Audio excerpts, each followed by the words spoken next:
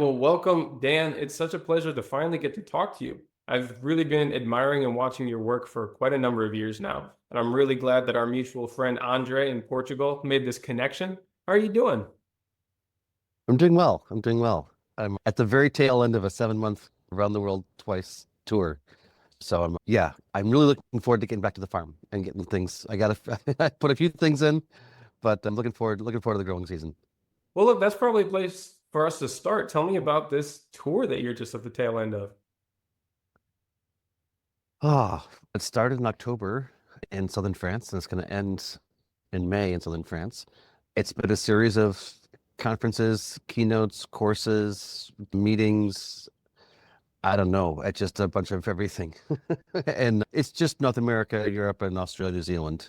But it's been back and forth and around twice. And yeah, I feel like we're at this moment with this term nutrient density that I've been, critically involved in where it's like just about to hit the inflection point. It's hitting the inflection point. It's about to have its moment in the sun. Our 15 minutes of fame of moment is happening, and there's a lot of energy buzzing around it and a lot of general positive impulse, but not a ton of clarity about what exactly it is. And with my experience in the organic movement, which goes back almost 40 years, and watching social movements get turned into industries, I think this is a really key moment. And so that's part of why I've been so excited to be able to be around the world and meeting people in person and actually deep diving into what it is we think it means at the BFA. Because yeah, it's a really important time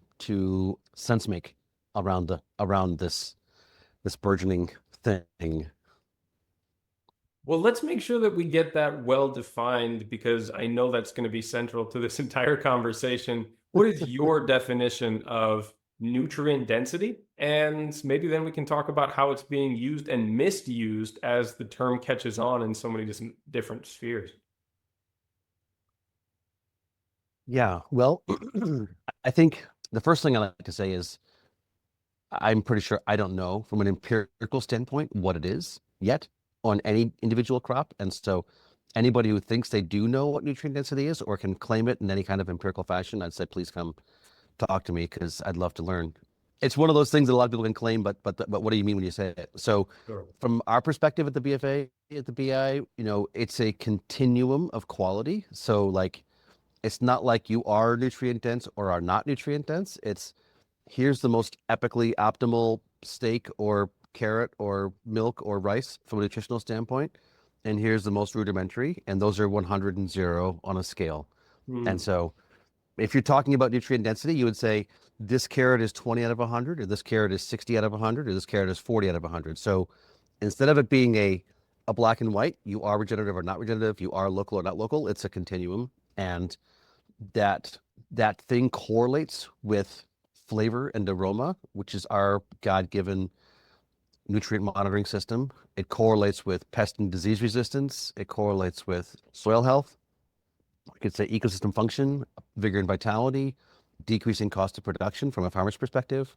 Our thesis is that all these things correlate and there are different ways of looking at the same thing, and that nature has patterns, and that if we can study this thoughtfully and comprehensively and collectively and come up with a collective decision about what quality is, then that can be brought to the market and used and assessed in a non-invasive sort of flash of light at real time kind of manner as opposed to a certification label. So you would literally be taking your phone and it would be an app on your phone and you'd flash the light of the carrot and you would get a reading back on your phone after assessing it through spectroscopy, which is what your phone could do, and say this carrot is 20 out of 100. And then you go to look at that bag on the shelf and boom, that would be 60 out of 100. So we're going past labels, past certifications, past marketing claims to direct assessment of the nature of the thing.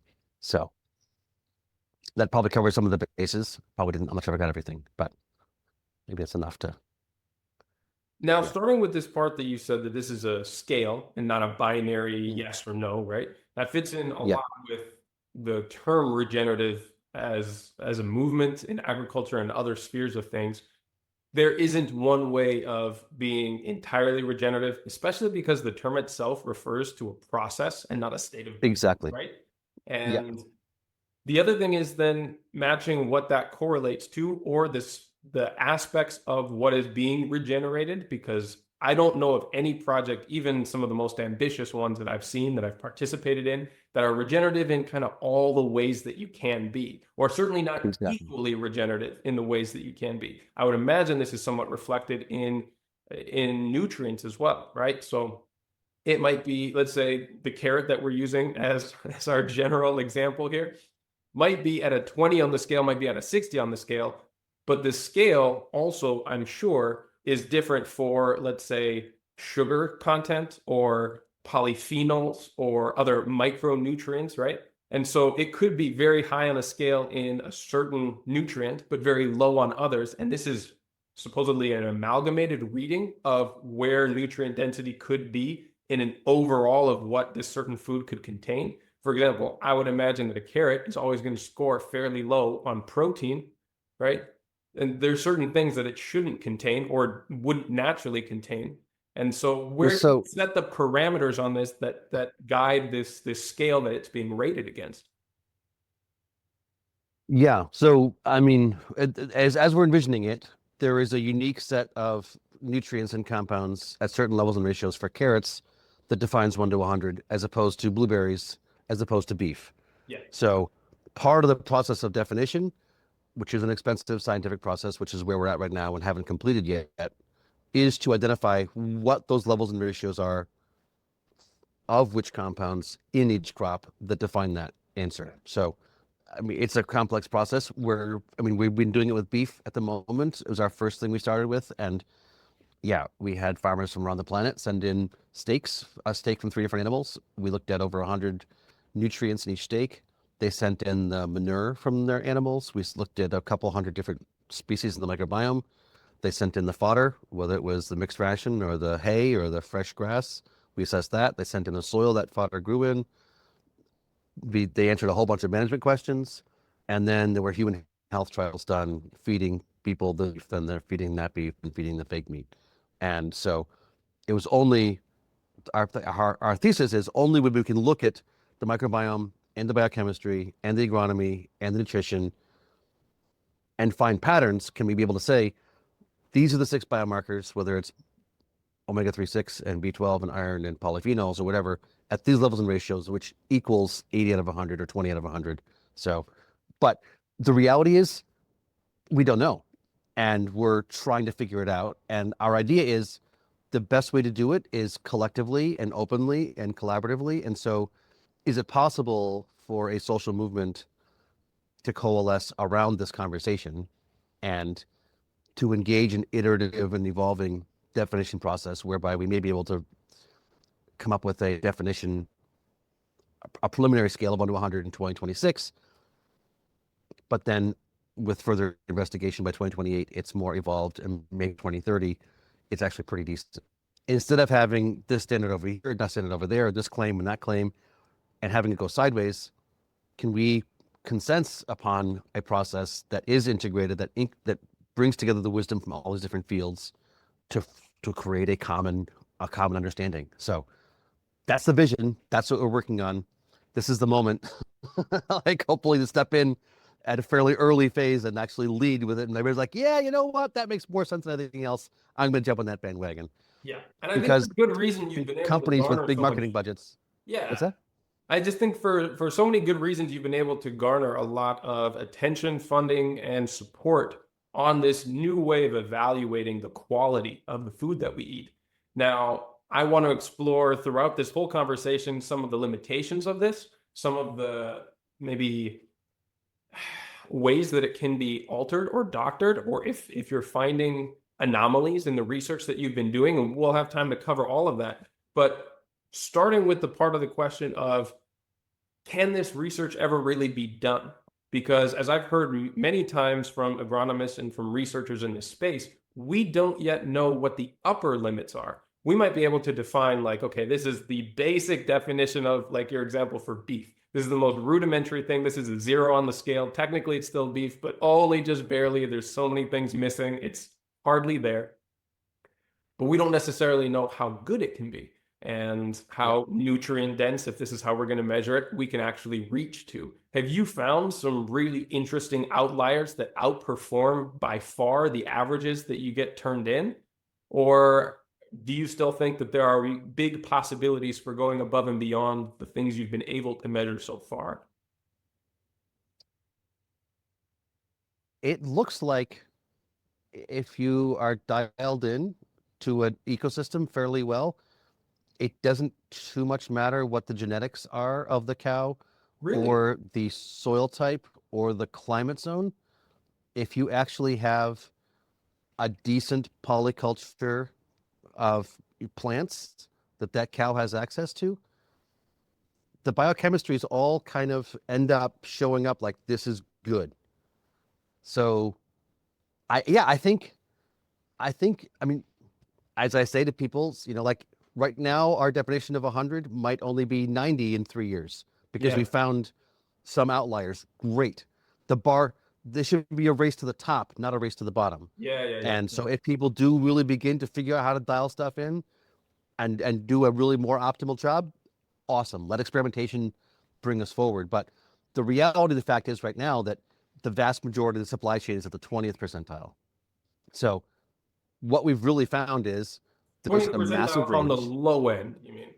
Or the If you got a bell curve of like, here's the worst, here's the best, like where's the peak of the curve?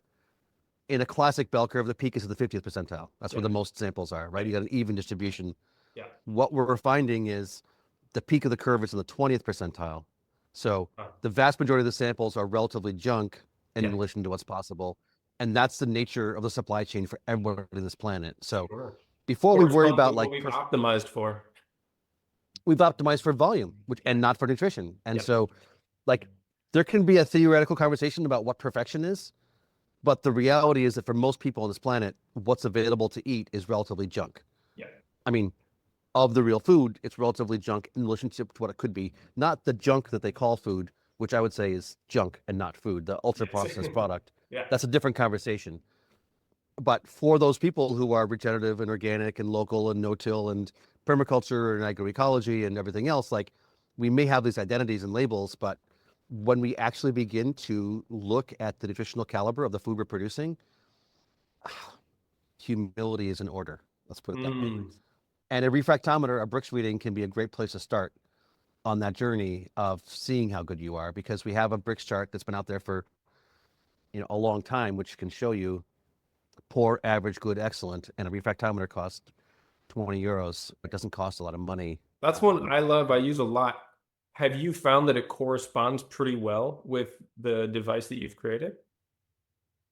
Well, I mean, what have we created so far? And I mean, yeah, I don't think we've built a device that works as well yet as a refractometer Okay. from an overall perspective, because foundationally we don't know what nutrient density is, Sure. and you can't calibrate a meter to nutrient density until you've defined nutrient density. Yes. And so that's the project we're in the middle of, is like a million and a quarter a crop.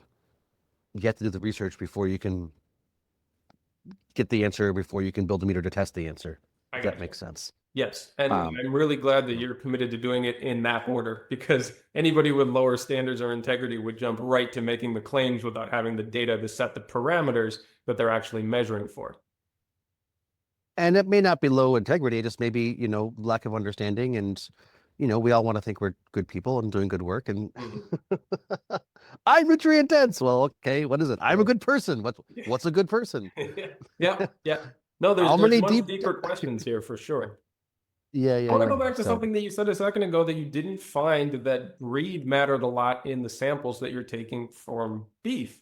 Now, that seems counterintuitive to some of the things that I've been hearing from the regenerative ranchers in my networks and people close around here. I mean, in extreme circumstances, intuition would tell me, let's say you bring a Brahman cow from India and take them to the Pyrenees Mountains here with very different mm, forage than they're probably used to eating, that the genetics would still be similar enough that they would be able to, if given enough diversity in their forage, sort of self-medicate and self-moderate their feed in order to optimize for how they digest enough to get it so that the output of their meat is still within the parameters, even without controlling for all different types of feed and microbiome in the soil and all these other things that you test for. Is that what you were saying earlier, or did I misunderstand your statement? I think perhaps misunderstood a bit. I mean, in the Latin, I think there's Bos Indicus and Bos Taurus, right? There's basically cows from really hot parts of the world and cows from not so hot parts of the world. And so that the Brahmin is the Bos Indicus, and they do much more well in sort of desertified hot areas. Yeah. And the Bos Taurus is more like their classic, all the various types of cows that you think of as European. Yeah. I think what we can say is you take that Bos Indicus or whichever one, and you feed it a bunch of grain over, and then you take a different one, you feed it a bunch of polyculture pasture. The one that's eating polyculture pasture is going to be much better shape than the one eating grain. So, so breed does not predict nutrient level. It would be like saying I'm going to take somebody who's genetically from Asia and someone who's genetically from Africa, and I can predict how healthy of a being they're going to be based on their genetic lineage. Like, no. Someone who's from Africa, if they eat well, they're going to be in good shape. If they eat poorly, they're going to be in bad shape. Somebody who's from Asia, if they eat well, they're going to be in good shape. If they eat poorly, they're going to be in bad shape. So that seems to be the case across all things, plants, whether it's carrots or cucumbers or wheat or blueberries. Genetics do have an impact. Certainly epigenetics also, like what was the health of the grandmother. But if you have a genetic line which is normalized to, rematriated to, has become indigenized to an area after 2 or 3 generations, it doesn't matter so much what the genetics are. It matters much more the health of the soil. And so similarly with animals, it sure looks like it's the nature of the food that they're eating that predicts most well. If you've got, Holstein versus Jersey, well, Holsteins have been selected to do more well in a grain diet. So they're maybe not going to be as good as a Jersey, but you feed them both grain, it's going to have low quality. You feed them both polyculture pasture, it's going to be high quality. I got you. Does Yeah, that I make see sense? where I misunderstood your earlier statement. I was talking about moving breeds to environments that they really don't generally do well in, or perhaps aren't accustomed to the forage that would be in that area. And that's not what you meant. I also assume that's probably something that's very difficult to track for, because you'd have to have a data set Epigenetics. that says these genetics do well in these certain areas or generally in these environments, and gather that and make sure that they are within the locations that you're testing from. And that's a whole nother data set to collect. Well, I mean, I think it's really important to talk about this re-indigenizing, and maybe it's easier to think about when you're talking about vegetables. Like if you buy carrot seed, and that carrot seed and its great grandparents and great great grandparents and great great great great grandparents all were raised in Oregon, which is a dry, environment. Every time you plant your carrot seed in Massachusetts, where I live, like it's not going to be normalized to this environment. So it's never going to be able to do as well as it could if the seed I planted this year, I let it go to seed and I planted that seed again next year. And after 2 or 3 generations of that seed, you know, reconnecting to this land and having the microbiome shift and the epigenetics shift, we would expect that variety, well, it actually is different. It actually is an evolved dynamic to function much more well in that environment. So there's a critical piece of the puzzle, which seems to be the epigenetics. And if you give things a couple generations to harmonize with their environment, they should be expected to do more well than stuff brought in from out. I'm really glad that you That's what brought it up looks this like. That's portion. what it looks Yeah. like. Because this is actually probably the first interview that I did where we directly talked about some of your research with a woman named Julia Dakin from the Going to Seed Hmm. Foundation. And she Yeah. made the claim that she did personal research and crunched some of the numbers from the data sets that you made available in some free time that she had during the pandemic, and Yeah. tried to find correlation between soil health or soil biological health and the health or the nutrient density of the food being tested in it, and claimed that from her analysis of the data that those things did not correlate. But what correlated instead was the, I guess, the open pollination or the heritage variety, whether it was something that came from a seed company, like one of these homogenized seed companies, or if this was something that was bred and maintained locally, and that tracked a lot more with nutrient density, health, and vigor of the plant or the product than did the actual soil quality that was being tested along with it. Does that track with what you found from that? I think I heard about her post and I didn't track it down and check out exactly what she said. Yeah, I want But to put a I disclaimer. don't I think may it be I don't think it misrepresenting disagrees. her statement, but this is how I understood it. Yeah, well, I mean, what is soil health? How do you define soil health? I mean, these are all like we throw these words around like, oh, soil health doesn't correlate. Well, define terms first. Sure. All we looked at, I mean, we looked at organic matter, we looked at pH, we looked at various minerals, we looked at respiration. Mhm. At least in the initial work we started in 2017, going through 2021, that was like our, you know, like, is this a viable strategy to change the world research? We looked at a few metrics. The only pattern that seemed to be applicable across the board was level of life in the soil. That level of life of the soil seemed to correlate, but we had 10,000 crop samples from 5 years, from 2 continents, from hundreds of farms. And we haven't really properly interrogated the data yet because we just don't have enough money or haven't prioritized it or whatever. So I think what she's saying, I would suggest there's probably truth in it, but how do you define soil health? So Yeah, yeah, it's yeah. great, exciting conversation. I say let's actually have a deep conversation about this stuff. Yes. Before we all jump off the bandwagon and we're like, oh, this is the answer. Da, da, da, da. Like the scientific method is a great thing, right? Like, I don't know. And is generally approachable too. Like you don't have to go all the way to the point of using a microscope right away. You can run very verifiable trials in meaningful ways on a low budget with, small time scales. All right, you might not get conclusive evidence from doing it one time. You might need to repeat it a few times or expand the study, but it's absolutely something that is approachable for people trying to investigate processes in their own land or whatever they're doing. But if we have a common data set, Yeah. if we have, you know, 1,000 farms around the planet that are all sending their samples in to be tested the same way, and we're collecting a bunch of metadata, then you can look at, as long as you've got unified some of those basic dynamics, it's more like an epidemiological style of analysis. And then you can really begin to find the patterns, which is how we designed our work Okay. initially in that 2017 to 2021 range was like, can we find some simple, inexpensive ways of collecting a bunch of data from a bunch of different farms? Consider every farm to be a research farm. And we actually got a bunch of stuff off the supply chain, off the supermarket shelf as well, to begin to see what patterns we can find. So yeah, anyway, I find it very exciting. I'm not Me sure if everyone too. else who's listening is getting bored by all of our wonking out, No, no, but no. I maybe think we have they're the right enjoying it. audience on this show. That we're just, Yeah, okay. yeah, we've got good people here. And All that right. leads me to think, to ask about what are some of the things that have been most striking to you in analyzing the data sets that you have access to at the moment. Like, obviously, you can always gather more stuff, and I'm sure there's tons more that you would love to investigate within what you've already been able to gather. What has been outstanding for you in maybe not conclusions, but at least early results from what you've been bringing in? That nutrient variation is massive. Yeah. That like from the top to bottom in any crop of any nutrient is like 5 to 1, 10 to 1, 20 to 1.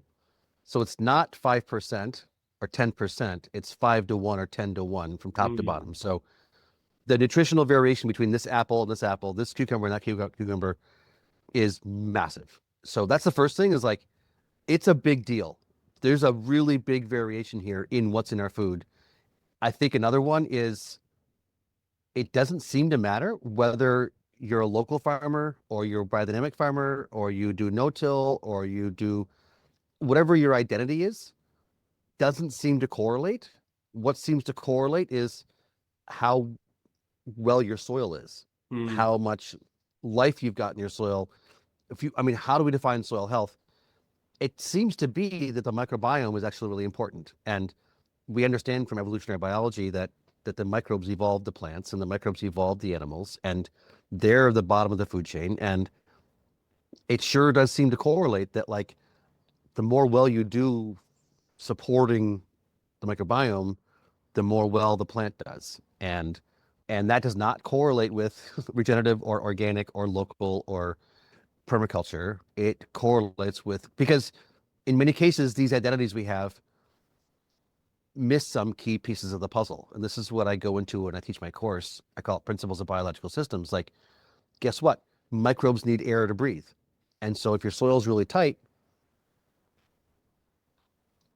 they're dead. Yeah. They can't breathe and Or they they didn't die. get started So, to begin with. Yeah. right. So all these so I do no-till. I'm proud of myself. I'm patting myself on the back and I'm like, oh, I'm a big no-till farmer. Like, but if you have subsoil compaction, that foundationally inhibits the capacity of your soil life to do anything. And so you need to address that somehow. Yeah. And so I think in many cases we're a bit dogmatic in our identities. Not everybody, but like I think it's something that from the culture we're living in, how we've been trained to behave is in the sort of black and white and binary reductionist. Who was it? Descartes, Cartesian. Yeah. Yeah. Part of it. You pull things into their separate parts. Identify things as separate parts. Like, The actually, no. reductionist mindset. Yeah. The colonized mechanistic paradigm, whatever you want to call it, patriarchal, some people call it, right? Like, actually, it's a living system. Actually, it's a whole big, completely synergistic, interrelated dynamic. Okay. Yeah. So, Variation's massive. Most of us aren't doing that good of a job. yeah. It looks like it's about life, not about what you call yourself. Those Yeah. are some of the basic things, I think. Okay, so I guess in general, then, when we're talking about healthy soil, I think we can agree that we're talking about the presence and diversity or quality of life in that soil, right? Because the minerals, Diversity and quantity, I yeah, think. yeah, Yeah. It's like how many different people are there and how many of them. yes, You want a whole bunch of different people there. yeah, Yeah. and from all different sectors of life, the fungal populations, the nematodes, the whole thing. Absolutely. That Yeah. would make me think that the schools of thought that really focus on enhancing those two metrics, the quality and the quantity of life in the soil microbiome, are probably going to start to correlate with this nutrient density that we're looking for. But no, and does that track with any of those schools of thought or those labels that you said earlier? Because that may not correlate directly with the nutrient density that we're looking for, but do any of these, no-till, permaculture, organic, any of those other labels tend to correlate with more life in the soil? They do not. They do not correlate with more life in the soil. Yeah, I mean, it's all kinds of, like think about Soil Food Web and there's IMO and there's green natural farming and all that kind of stuff. There's people, groups that are all about like adding microbes. Yes. And what I say is, look, if you got a plane full of people and you dropped them off on a frozen lake in Alaska and flew away, you'd have a bunch of dead people in a couple days, Yeah. right? You can drop off some microbes in an ecosystem that is not optimal for microbes to live in, and they'll die. So adding microbes by itself is not actually solving the problem. The environmental conditions for the microbes to flourish is actually the thing we need to be focusing on. And you need cobalt to have B12 for most microbes to be able to exist. If you don't have B12, like we're B12 dependent organisms, so are microbes. They must have B12 to exist. And so if you don't have sufficient cobalt in your soil, you can add all the microbes you want and they're going to die off, and so you have to add more next week. You shouldn't have to keep adding microbes every week, right? If Right. the environment is optimal for them, once they've established, they should be taking. You shouldn't have to keep adding them. Yeah. So, This is where yeah, we get to a chicken that's or a good the egg question. thing, right? And I really like the way that people like John Kempf or that Joel Williams have started to talk about Mhm. kind of three pillars of improving soil function or health. And that's mechanical, chemical, and biological, right?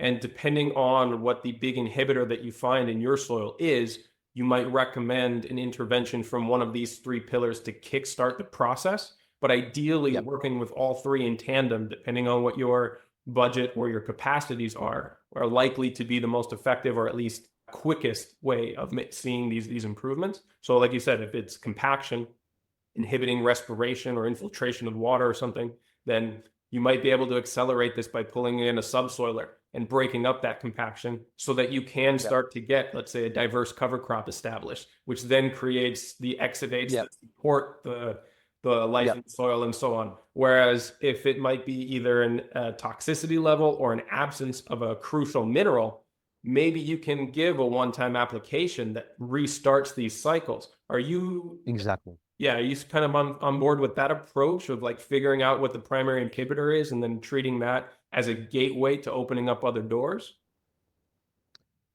Yeah, I would say John and Joel and I are all people of a certain age who have learned from people of a Similar, we all similar learned we all mentor learned from the community. same elders. Yeah. We all learned from the same elders at the effectively, if you track back our lineage of who we've learned from, it's the same people at Acres USA, founded by Charles Walters in 1970. And they, what they call it is biological ag, and they are completely open to everything from quantum to biochemistry, right? It's a big tent where agroecology and permaculture and soil food web and everything else, consciousness and intention and all that is welcome. And yeah, it's about life. It's about creating a dynamic where life can function. And the way I say it is like each piece of land, like imagine for starters that nature is alive. Imagine that nature's a woman. Imagine that like there's a sentient beinghood we're dealing with. There's actually a living, loving consciousness, which is the essence of nature. Like for starters, get out of your reductionist mechanistic, like this is a science textbook, math and figures Yeah. conversation. For This is a starters, get machine to be into fixed and optimized. this is a sentient being Yeah. who's, loving and gentle and maybe have been traumatized and needs to be healed and cared for, and engage with that land as lovingly as you can and understand what she needs when she needs it. And if you can operate with that paradigm, like which is what indigenous traditions globally have taught us, like nature's alive. They call her a woman. You should respect her and love her and care for her and provide for her and protect her. Like, okay, that's our role, caretaker. And, you know, she's got this thing she needs. Okay, so you provide that, whether it's air or water or, cover, food, all these different dynamics. If you understand you're supporting a living being. I think of it as maybe raising a child. If anybody's had a child or even raising chickens, like if you've ever had a baby chick, like the baby chick needs certain things. And if you don't give that baby chick certain things, it dies. Okay. If you've ever raised a kid, like sometimes that kid's acting out. Are they acting out because they're tired or because they're hungry or because there's a presence of someone who's got a bad vibe and they're uncomfortable? Like when you're dealing with living beings, there's a whole level of sensitivity and nuance that I think is foundational to the conversation. And yeah, I would say it's about that openness to like seeing what this individual piece of land needs right now in this moment. What's true now is different than what's going to be true in a week. So you can't just apply like here's your prescriptive regimen of what should be done. It's like I go out there now onto the land and this is the thing it needs most. And I go out there next week and it actually needs something different next week than it needs right now. And so only when you engage that living, loving relationship should you be expected to be able to have life flourishing. And I love that So description. I've heard it summarized in some cases as a difference between being a technician and a steward. And yeah, my own experience has been being involved in so many projects, starting first with natural building and then going into permaculture and landscape design, moving from there to yeah, ecosystem restoration and more prominently now in regen ag context. yeah, The more that I traveled and like saw projects and gave some recommendations or some guidance and moved on, the less that I felt like I actually was working effectively in understanding that the only way to be effective or be helpful in these contexts is to be present and to observe and go on a journey. And there's yeah, a very limited capacity for someone who is not there very often or checks in with the person stewarding the place on calls can really be attentive to those things. And yeah, increasingly, the way that I work now with clients and collaborators is in a coaching capacity in helping them to build the relationship to do those things that you yeah, talked about. to be present, to Exactly. observe, to listen, to respond, to test things out, but really essentially build a deep relationship with the thing that they are caring Exactly. for or the space that they are caring for, because nobody can do that for you. They might be able to troubleshoot some problems or some techniques, give you some new ideas, maybe expand some of your knowledge, but there's no replacement for being present, loving that place, going on the journey with it, and healing and caring for yourself along with the space, the farm, the ecosystem that you're involved with.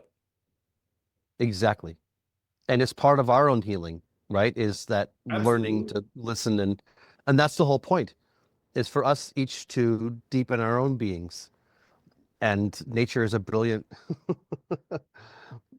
lover in that process. Yeah. Yeah, indeed. Yeah, that's the point. Yeah.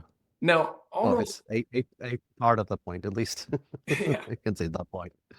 Well, almost contradicting what I just said, I would be remiss if I didn't bring it back to some of the data set of the things that you are looking at to see if you found correlations with other specific practices or techniques that, matched with some of the assumptions that many of us are throwing out there on social media, like, this improves soil health or this will save the climate and all these other hubristic kind of titles that that are clickbait and promise to solve climate change. Have you seen anything Yeah. that actually seems to deliver results for the claims that are made about it? Whether they're amendments, whether they're practices, whether they're the things that they don't do, like in the case of no-till, which is a funny title. Yeah. I mean, it sure looks like it's the way in which you steward the land, the degree to which you steward the land well is, I think, the thing that correlates most well. Mhm. And how do you, I mean, yeah. The way I see it is like permaculture has an amazing suite of tools in that toolbox. Organic has amazing tools. Agroecology, brilliant tools. Soil food web, awesome. Biodynamics, great. Like, quantum, 100%. Consciousness, intuition, like indigenous wisdom, absolutely. Epigenetics, totally. Microbiology, yep. Biochemistry, 100%. Like all these different like frames of reference provide valuable tools in the toolbox that can be used. But if you're ever trying to fix a tractor, like you need a bunch of tools to choose from, right? You need the sockets and the wrenches of different sizes and types. You need the different screwdrivers and heads, and you need this the pliers, the like if you're on a farm and you're making and fixing and building stuff, you want to have a suite of tools because depending on what the job is, you need different tools. And so let's look at permaculture, let's look at agroecology, let's look at regenerative and organic and biodynamic and conventional ag, IPM. Let's look at these all as sort of frames of reference which provide tools that we can use as and when necessary. But if you were to say, I'm only going to use screwdrivers to fix a tractor, that'd be stupid. Yeah. So if you said, I'm only going to use organic to work with nature, that'd be stupid, right? I'm only going to use minerals to work with nature. I'm only going to use microbes to work with nature. Why limit yourself? Why not like open yourself to a full suite of received wisdom and be receptive to and utilize the thing that's most appropriate at the appropriate time? It's like I call it being religious versus being spiritual. Hmm. Like my church says, you bow down 5 times a day at this direction. My church says you apologize for everything you've done every week and repeat something 5 times. How about you humble yourself before the divine and receive the wisdom of the divine instead of going through these regimented religious practices? How about you're just present with what is shown to you and what comes through as well as you can, and you continue deepening yourself in that process? Like it seems to me self-evident if you frame it that way that a lot of these identities that people are associating with are effectively tribal, religious, like separation framing, you know? And separation is fear. Separation is the opposite of love. Love is like unity and coming together. Identifying as separate or different is fear, is like ego, and I don't know. It's just, yeah. I really appreciate the But I analogies that think you're I made a using here. point there. Yeah, What's that? absolutely. And I think those are a very apt one, especially because there are many overlaps in the way that we start to talk about a dogmatic way of adhering to different agricultural schools, practices, labels, and whatnot, like we mentioned earlier, and the admission that each one of them has something very valuable to offer, but that the only way that you're going to figure out if that works for you is through a deeper understanding of your context and where it is you're trying to get to, what your actual goals are. Which also brings me back to kind of how I've learned to work in a coaching capacity with people is by starting to define context. Now, Yeah. admittedly, that I did learn that through the Savory Institute and their way of defining context, Great.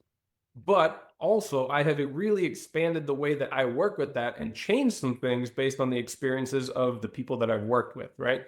There Yeah. are definitely ways to expand on the fundamentals of the framework of holistic management. And there are many different schools of thought that touch on the concept of building a context and how broad that can go and what the process looks like. Have you used that yourself with growers and, well, your own experience in farming? Used and the evolute of the savory or just the context conversation? Yeah, The exactly. Well, as any the framework to start to manage the complexity of dealing with living systems. what I've been doing for a long time, I call principles of biological systems. And I say, for starters, understand how nature evolved plants to work, to grow. Like look at nature's patterns. Plants have been growing for hundreds of millions of years before agriculture and fertilizer were invented. And actually, plants still keep growing in areas where we're not screwing this stuff. So the And first question is, miraculously how grow does in nature do places it? that we have damaged almost irreparably. What is nature's way? Yeah. Who is our guide? Who are we listening to? Who should we be deferring to?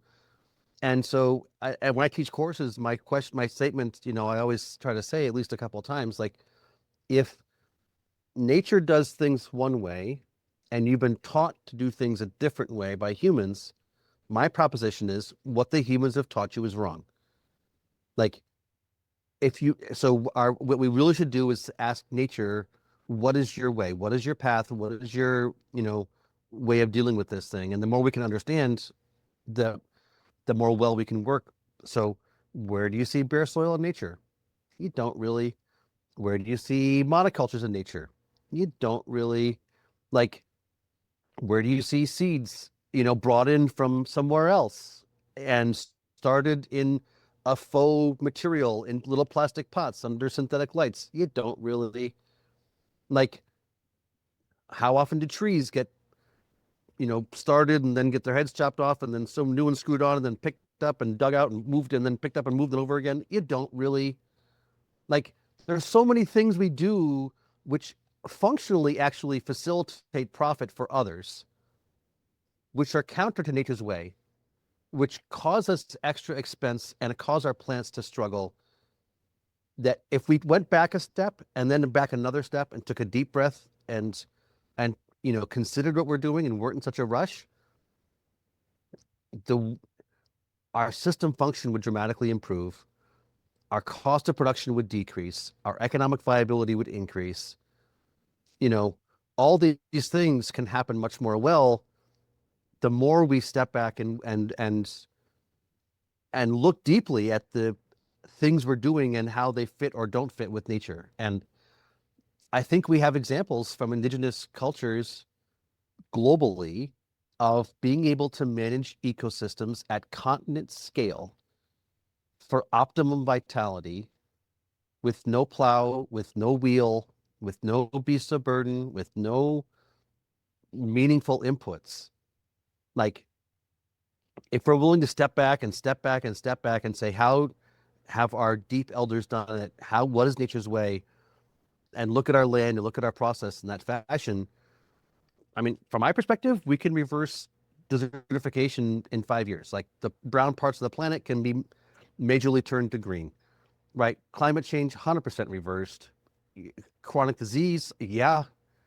I mean, agribusiness, no need for it anymore. Like if we're willing to step back and actually deeply engage this process, we can transform the vitality of the planet and our system function by being more deeply in, I don't know, service to, deference to, humility to nature. So that's for me is the best framing I've got is like call it God, call it love, call it universe, call it nature, consciousness. I think they're basically synonyms. And I mean, even the quantum physicists are telling us now that consciousness is the foundation of reality. That 95% of the reality that they can't find, they call dark matter and dark energy, is actually consciousness, which is what the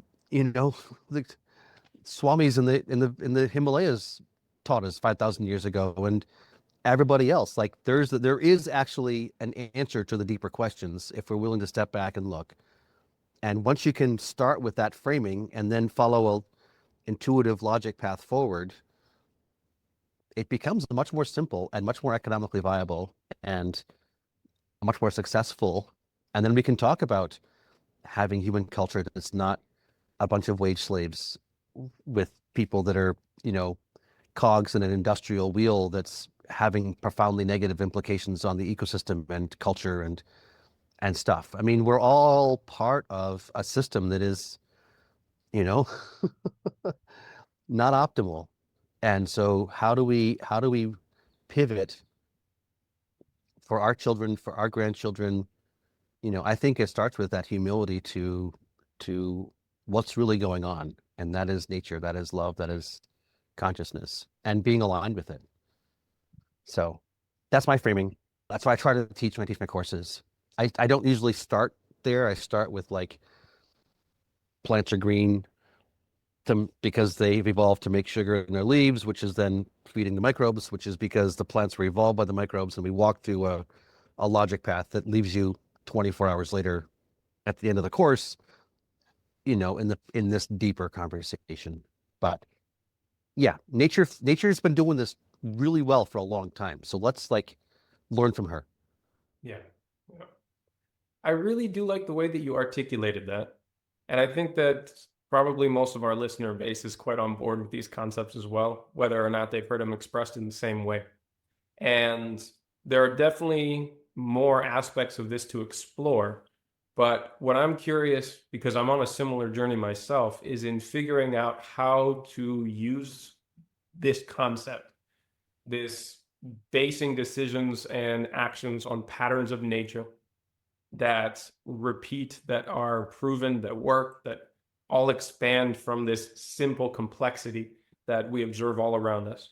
How does that manifest in the way that you do business? How does that manifest in the way that you talk with farmers who are coming from an industrial operation and complex that says, that's great. I guess in my head also like this concept. I gotta pay my bills, and this tractor costs €500,000 or dollars and needs to get paid off. And the only way that it's going to continue to make money for me is to manage this monoculture system. You know, what are the steps back? What are the ways that you can use this concept to start to steer a very large ship, which does not turn on a dime, which needs, if you're trying to steer it to the left and you're from this starting point, you better start now because it might get there in, however many kilometers or miles. You get what I'm going at? Yeah. I mean, at this point in my life, in my career, I guess you'd call it, there are some absolutely massive global businesses that are engaging me in that way. And so the first answer is I try not to ever evangelize or push what I think on anyone. If someone wants to invite me to come and speak or reaches out with questions, I've got all day for them. But I really don't try to actually push what I think on anybody.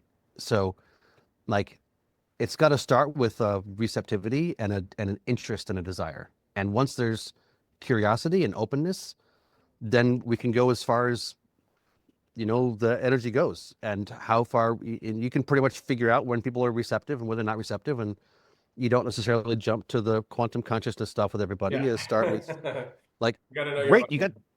you got 2,000 acre farm, you got big machinery, you're doing monocultures. You can do it a hell of a lot better than you are. Yeah. Right? You can do some, like, stop spending. Here's your budget. Like, remove these things, put these things in, experiment. I always tell people experiment. Don't take my word for anything. Don't take my word for anything. Find a corner. We'll have a conversation. If anything I say sounds intriguing to you, find a corner and experiment. Yeah. And if it seems like you see results, do it again next year. And then if you think maybe there's something going on, then you can begin to iterate and evolve and shift. But my perspective is like, and this is what we found in the research was like some of the best quality crops we found were not organic in the grocery store, coming from farms operating on scale. Just because you're big and not organic does not mean you're bad, Yeah. right? You can operate on scale and do a wonderful job. So yeah, but I think, the foundational thing is openness and receptivity and you have to have a desire.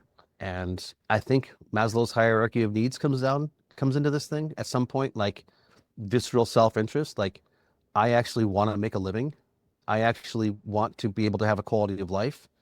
I want to, take care of my children at a basic level. Like, if it's more efficient and more economically viable to work with nature, then that's going to be the easiest path forward. That's going to be the path which provides the most fulfillment and pleasure and gratification, because that's what got me into this whole thing almost 20 years ago, was trying to figure out how to make a living farming. And I wanted to raise my children on the land in a, you know, I don't know, a homesteading kind of lifestyle where my wife and I were both there at home, and there was, we could parent our children and on the land and no screens. And I was like, I thought I was a good enough farmer to make a living. And I rapidly was like, no, I'm not. My plants are sick. They get attacked by insects and disease. I'm not that good of a farmer. And I was like, oh shit. I want to live this lifestyle and I'm not good enough. I have to learn. And so from that inner desire to have a better quality of life came the curiosity and the humility, foundationally starting with humility. Like, I'm not that good a farmer. If you think you're God's greatest gift, there's no opportunity for improvement. Hmm. Right? I mean, if you are pretty damn sure that you are doing an epic job and you're just got your chest puffed out and you walk around like, you're the second coming, there's no space for conversation. There's no space for conversation, and no one should waste their breath on you. And they shouldn't follow your posts on social either. But that's a whole nother conversation. There's no should either. But anyway, I think I answered your question in a roundabout way. Yeah, yeah. I want to go a little deeper into that though. Like, can you give me some examples of things that have made a tangible difference in your life based on the internalization of the concept that you articulated to me a minute ago? Because I assume this is not your worldview that you were born with or raised with. It certainly wasn't mine. And in coming to this understanding increasingly, the next step for me is figuring out how to put it into practice in my existence here. I've only had Mm-hmm. my own farm now. We're getting into the third year. And I've had the good fortune of working on many different farms in different parts of the world, as well as tons of other different types of jobs, including in the fishing industry and engineering, in restaurants. And like, I've seen so many different kind of labor perspectives on how to explore the kind of dominant paradigms that run businesses, that run land management. I've done, building trails in natural parks, and also ordered to throw trash off the side of a container vessel when we were going between open water. So, you know, for me, as I build an understanding and an observation of nature that then starts to inform how I make purchases, how I make decisions with my partner, how I relate to my neighbors, ideally a mentality like this should start to infiltrate into your actions and decisions, or else it's just an idea. I'm Yeah. curious if there are some things that have been big changes in the way that you operate, perhaps in business, perhaps in other ways that have been informed with an increased understanding of the concept that we were talking about. Maybe this is getting really personal. No, no, no. I just want to try to answer your question well. I think for me, when I was fairly young, I was in my, early 20s. I dropped out of university halfway through my final year. So in the US, it's a bachelor's degree is a 4-year thing. And at year three and a half, I dropped out. I quit. I shaved my head and I just took off. I had this vision of being a shepherd on a mountaintop, and I was like, I just can't handle it. I can't. I've been in school 17 years. I cannot do this last 4 months. I just don't have it left in me. And I just wanted to get the hell away from everything and everywhere, and I ended up on the Navajo reservation herding sheep, sort of being a witness to genocide that was occurring, from the US government to these indigenous people on their land, sort of trying to support in a way that I could. But when I was there, I read a book called Autobiography of a Yogi, which laid out the paradigm of the East, if I can put it so simply. I was brought up in the paradigm of the West, in the paradigm of the physical plane, like this Cartesian method we talked about in the physical plane, and everything is there and can be understood in its component parts, and that consciousness is not part of it. This post-enlightenment thinking, they call it enlightenment, which is so perverse. In Western rational thought, there's a Yeah. history, is a period of time called the Enlightenment, which is the point when they lost the connection with consciousness. Yeah. When science lost connection with consciousness is the time they call the Enlightenment in the Western history. Yeah, and I was exposed to this alternate paradigm, which is much older, much wiser, is inherently held by many more billions of people than this Western rational paradigm is. And I was completely enamored with it. And I said, I'm going to India. And it took me a little while to save up enough money and make my way over there. But I did spend a little over a year of my life in, the Himalayas and various parts and places there. And there's a science, there's a science of consciousness that has been developed by a different culture than this Western culture that most of us are probably brought up in. And it's all written down, and it's a cause effect, do this, this happens, do this happens framework. And it conceives of your body as the instrument of perception, not like a telescope or a microscope, but this being we carry around with us, which is a multidimensional being. It's not just a physical plane thing. It's got other octaves as well. Like there's an emotional body and a mental body and a prana body, and there's like literally like there's a whole science of what it is and how it works. Like we've got a science of physics and chemistry and biochemistry and biophysics. There's a science of this, and if you do this, this happens, and if you do that, that happens. And so I did a bunch of that early in my 20s up in the Himalayas, and then not in the Himalayas when I came back, and that profoundly shifted who I am. Like that act of applying those techniques to my being shifted who I am and how I engage, and I think has given me the context and perspective to be able to step into these things much more well than I would have if I hadn't been exposed to that. So I like to say I stopped being a Westerner at some point in that period of time. Like I no longer see the world with the foundational lens of what we call being from the West. Like Hmm. it's a whole different world, and you don't know until you go there and you expose and you experience it. It's like they're the basic assumptions. Like I remember, I mean, I was raised like, okay, in a Christian country, like Christ is the, blah, blah, blah. Like I was taught to be skeptical of like if he actually walked on water or if he, you know, manifested the breads and the fishes. Like, come on, that's just a nice story for simple people, but we know that's not true.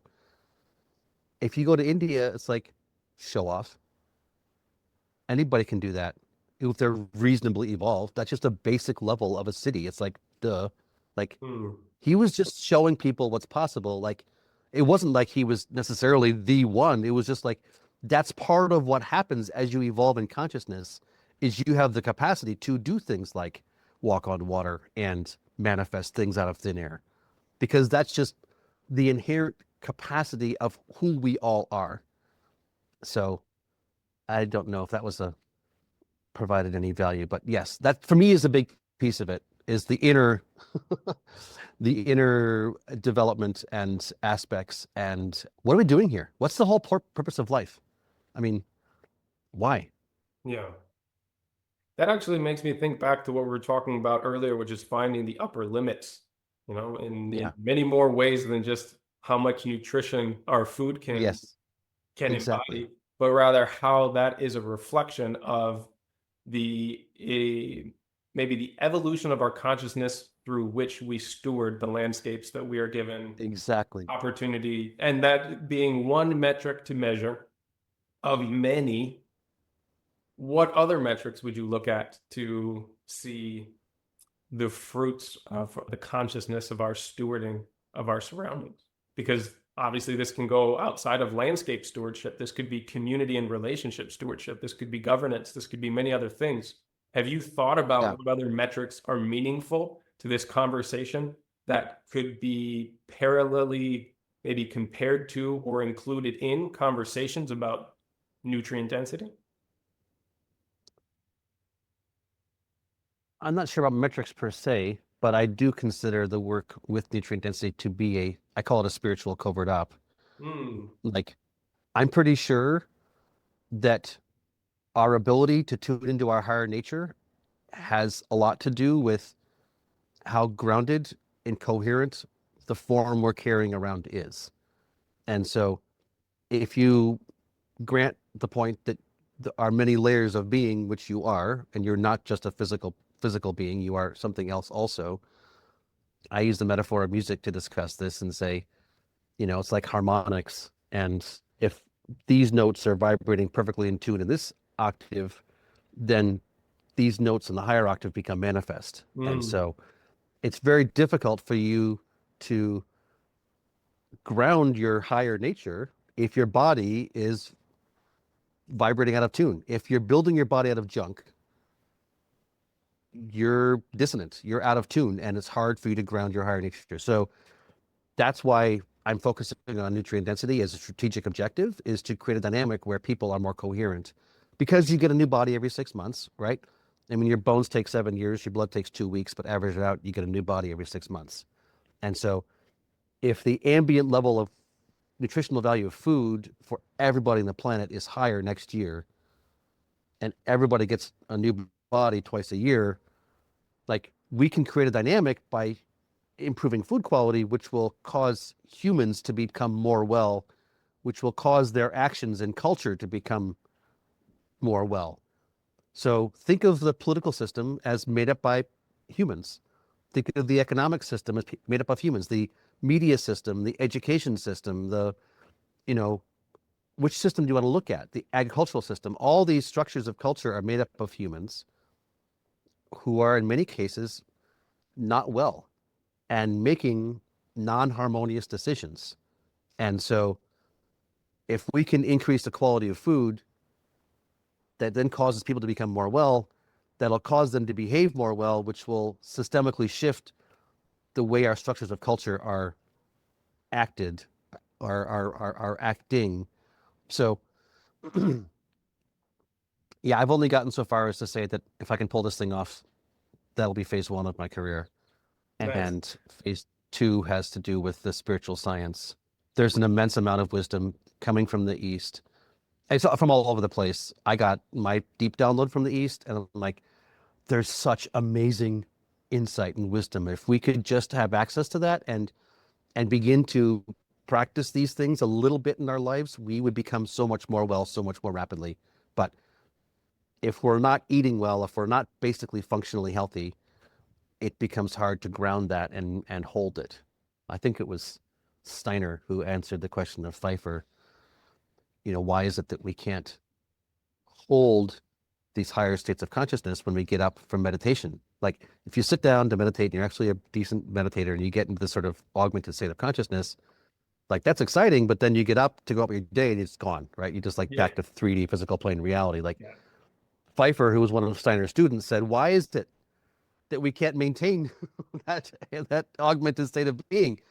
And Steiner said, because your food does not have enough soul force. And who knows what he meant by soulful. So obviously he said it in German, but I think there's something about the quality of food which connects to the being of our overall being, which connects to these deeper things. So Hmm. I've got many strategies for how we can restructure culture and how we can look at electronic interfaces and economic systems and, blockchain and, I mean, IoT sensors and AI. And like we could literally, in a couple of years with the right people working together, completely shift the structures of culture. I'm not so much thinking about metrics as just logistics on that front. Land tenure. I mean, there's a bunch of key things that I think we could seriously work on and really profoundly empower a lot of people really rapidly. That's a whole nother conversation, which I'm happy to get into, but I don't think it's a different there's a conversation. I'm bunch of definitely pieces gonna there. kick at that before we wrap up today. I think that's a really good place to move this to. I guess before we do so, what was brought to mind as you said that is, which of the levers are we pulling here that you think might get the biggest results? And in general, I am similarly fascinated with this idea of increasing health through the way that we manage the land and the fruits of those efforts. But like you said, there are other ways to approach this, and I know and have many people in my life that are going about it from different vantage points. My sister, my closest friend, she's really on the spiritual path and doing community work to try and raise consciousness where she lives in order to start to make that transition. It's a little bit easier because where she lives, there's almost no agriculture in the desert of Kuwait. But yeah, maybe that's where I would start too if I lived in that area. But also, there's God knows a lot of people working on it from the political side through activism and other places. Do you feel that all of these are equally valid and necessary, or that there are some levers that are more important to focus on, at least with the efforts and the tools that we have at the moment? Or is this just your favorite one, the one that you feel apt and passionate about moving forward at the moment? Nutrient density, you mean, or something other than that? No, I mean, given that we can be entering into this type of work of improving global consciousness, starting to change the paradigm and the dynamics of how we operate, you seem to be putting, at least from a business perspective, the efforts into nutrient density, quality of food, land management, and stuff. And that's also the one that I'm most passionate about. Do you kind of feel torn at any point where, like, I think this is equally important to be working on, but I can't split my efforts too much? I know I feel like that sometimes. I spent a lot of my, I don't know, early 20s, teens 20s, I would say questing, like like I was looking for a calling, I was looking for a purpose, I was looking for something, for some reason to do anything. I was like, I don't want to just get a job. I'm not going to get an apartment and be a like city person. I'm not going to just like go about partying and, living life. Like there's some there's I just felt this internal like, oh, like angst. Like I don't know what it is, but I haven't found it yet. And I just kept doing different things and different things and different things until I found this thing.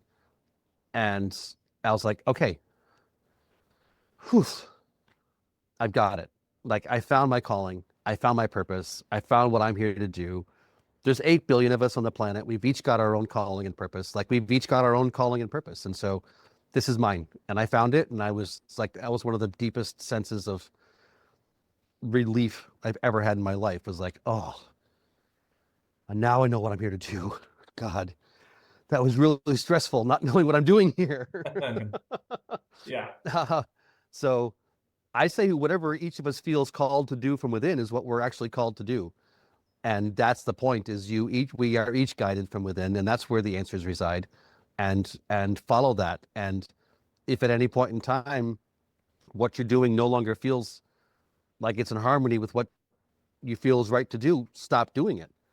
Because the actual truth is inside. That feeling of what gives you fulfillment, what energizes you, is what you're supposed to be doing right now. And if something causes you to feel stressed or tense or hurt or angry or shut down or tired, that's not what you're supposed to be doing.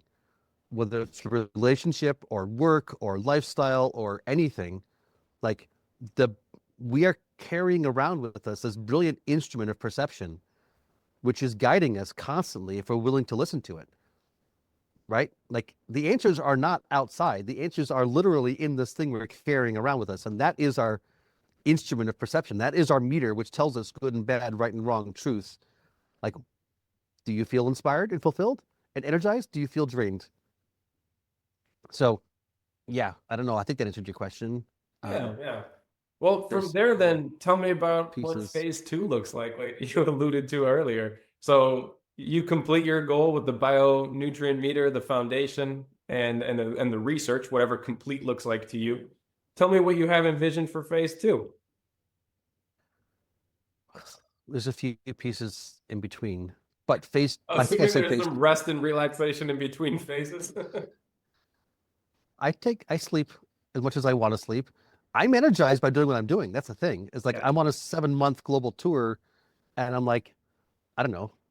I'm still like I'm at the end of 7 months of literally going country to country, continent to continent, and most people are like, Dan, how the hell do you do it? I couldn't do it. I'm like, because it feeds me, because Mhm. I'm inspired, because like I'm getting fed by the process of doing what I'm doing. Yeah.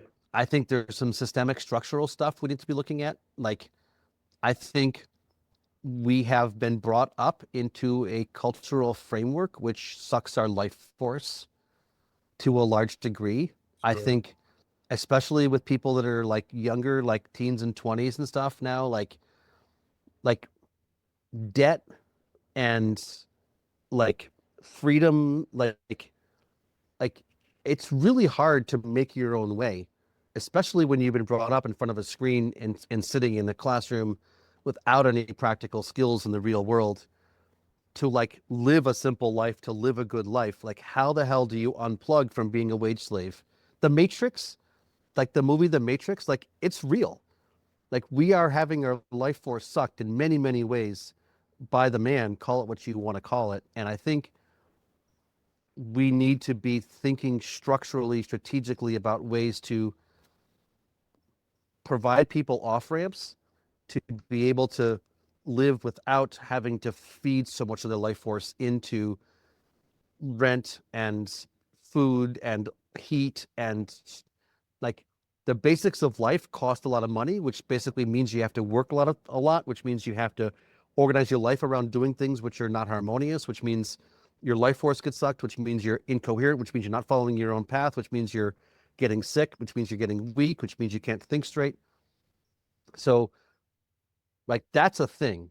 And how do we unpack that and how do we build an alternate pathway for people to plug into, like still using your phone, still using your electronic interfaces and your apps?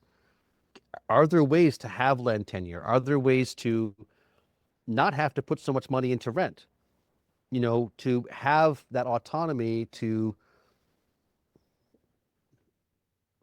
find your deeper calling and things. So yeah, I'm working on that, and it's actually not that hard. I Okay. don't think. It's just like the sandbox and the rules we're playing in, like electronic transactions and apps you download and profiles you you put information through. Like the structures of culture are designed not to empower us in many cases. I mean, it's different in Europe. I really do think that the governmental system in Europe is a little bit more based on like empowering people than it seems to be here in the States. I mean, there's different things. We've got a Bill of Rights. You guys don't have a Bill of Rights, but like Things fluctuate, and also Europe is very things do diverse. fluctuate. The grass is always greener on the other side, of course. Yeah, I know Right. how I thought that before I moved to Europe. I don't know. I think there's a. I mean, I'm guessing the primary audience of this conversation is Europeans, and I think I there's a lot think of. still the majority of my audience is in the US, but yeah. Oh, really? Okay. Yeah. All right. But I don't know. I think we're at a point in history where our governmental structures and our general political framework, with some nuances and some important differences, is much more homogenized than it has been in the past. And Yeah. I can't claim that there's as big of a difference as I perceived there to be before I moved to this area. Certainly, the Yeah. more I learn about it. The one nice I thing is think that most countries don't have a two-party system. Many of them have more of a poly-party system, but yeah. it doesn't mean that it works out the way Empire you would Empire hope is it still would. pulling Yeah. the strings. The banksters Exactly. are still pulling the strings, Exactly. you know, Power structures and are so still very much entrenched. Yeah. yeah, yeah. So I mean, there's a whole piece of this I call mycelia, which is an electronic interface framework, which has got blockchain, which has got, gamification, which has got, Yeah. I don't even know where to start. It's I've been working on it. I mean, we put a bunch of time into it in 2020 at the beginning of COVID. I'm like, oh my God, people engage reality through electronic interfaces. I was still in Yeah. denial at that point in time. And then it was like, oh my God, if we want to meet people where they're at, we have to create electronic interfaces that empower them and support them as opposed to interfaces that are categorically designed to suck their life force and manipulate and control them. Yeah. And so it's like that with our economic transactions. It's like that with our access to land. So I would like to speak more coherently about this, but the problem is it's still like a evolving matrix, and this is not something I'm holding myself. It's through my travels and my, you know, like insight or like impulse, I've met other people who are holding big pieces of this puzzle. So I'm holding like the nutrient density side of this in agronomy, and like I got a reasonable hold on that component, but like the blockchain and the, IoT sensors and the like all that stuff is a whole other reality, which I'm not holding all of and I can't speak to entirely coherently.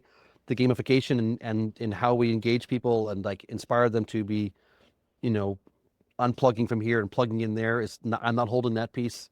The alternate economic structures, the land tenure, there's a bunch of pieces of this conversation which I think is part of a broader global movement, which I would suggest is where I want to see this nutrient density work plugging into, to be providing people that autonomy to actually govern their own lives, to be able to govern their lives more well.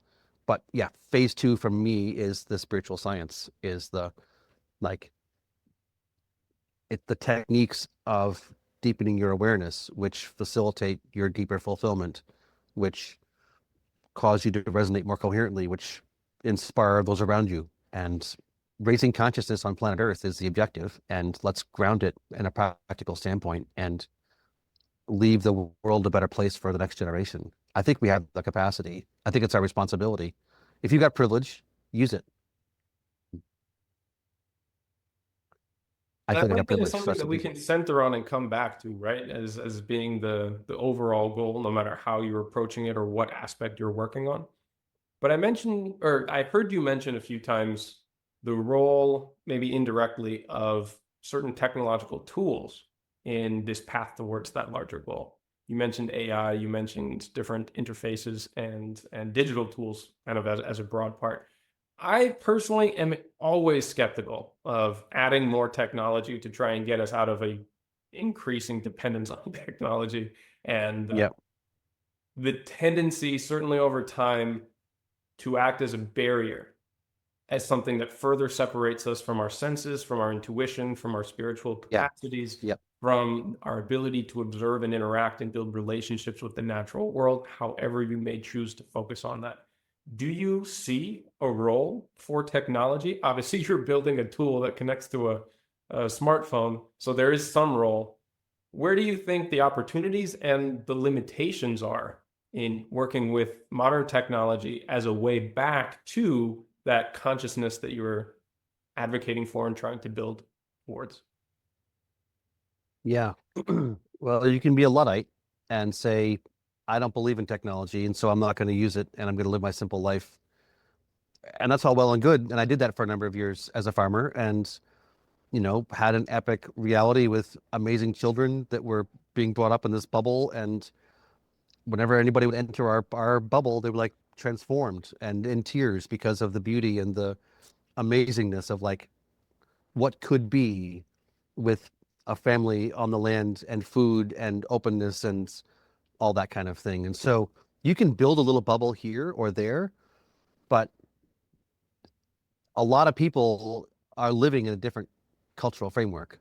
And if you don't want to be selfish and just create a life for yourself, but you want to be selfish and create a life for everyone else, you have to meet the world where it's at. And right now, a lot of people engage a lot through electronic interfaces and through technological frameworks. And so I think of all these dynamics like money. Like money is neither good nor bad. It's how you use it and how it's designed. Like AI is neither good nor bad. It's how we use it. And social media is neither good nor bad. Smartphones are neither good nor bad. It's how you use them. The reality is they exist, and a lot of people are using them. And so if we don't have a strategy that meets people where they are and provides them an off ramp to facilitate that deeper experience of life, I don't think we're being strategic. I think you have to meet reality where it's at, and you can't just sort of stand stomping your feet and saying, I want things to be different. Like, great. You and a bunch of other people want things to be different. Now, what are you going to do about it? How are you going to actually practically create that difference? So I think it's a multi-generational process. I think when people are young, when they're born, they're completely brilliant, profound beings. Babies are multi-dimensionally perceiving, vibrating, liquid crystals, and they get sort of programmed based on the environmental conditions they're exposed to early in life to tune into a certain set of ways of being. And only when we've got parents able to hold space for children to be their full beings will we be able to have adult humans not needing instrumentation because we're wired to perceive it all and we're perceiving it all ourselves. So, like, how do you create a reality where somebody who's 23 and 25 get together and want to have a baby, and they can do it in a way where they don't have to put that baby in a, you know, childcare and work on a job and put that baby in front of a screen and put it, like, how do you create a reality where for the next generation people can be free to live a simple life, and all the traumas and misunderstandings that they've got at the ages of 23 and 25 from being brought up in this culture, that they're going to unconsciously project onto their children. So it's like multiple generations of healing in the same ways it is with the seeds. The lettuce plants or the carrot plants, they need 2 or 3 generations of being brought up in that healthy soil to be optimized in their functional capacity. We need it in our genetic lineages as well if we want to be considering functional flourishment. So, I mean, we'd like to be able to say, great, in 2 years, everything will be turned around on a dime. But the fact is, we're all colonized in our mindsets and our spirits and our beings, and we're traumatized, and we're not operating as well as we could be. And there's a lot of deep healing that will probably be generational in nature. Who knows? I mean, grace happens, right? Hallucinogenics are pretty powerful things, but there's structures of culture that take time to shift. Um, it's a process, but I think meeting reality where it's at, and if basically if we can just have the apps on your phone be apps that facilitate your empowerment as opposed to apps that suck your life force.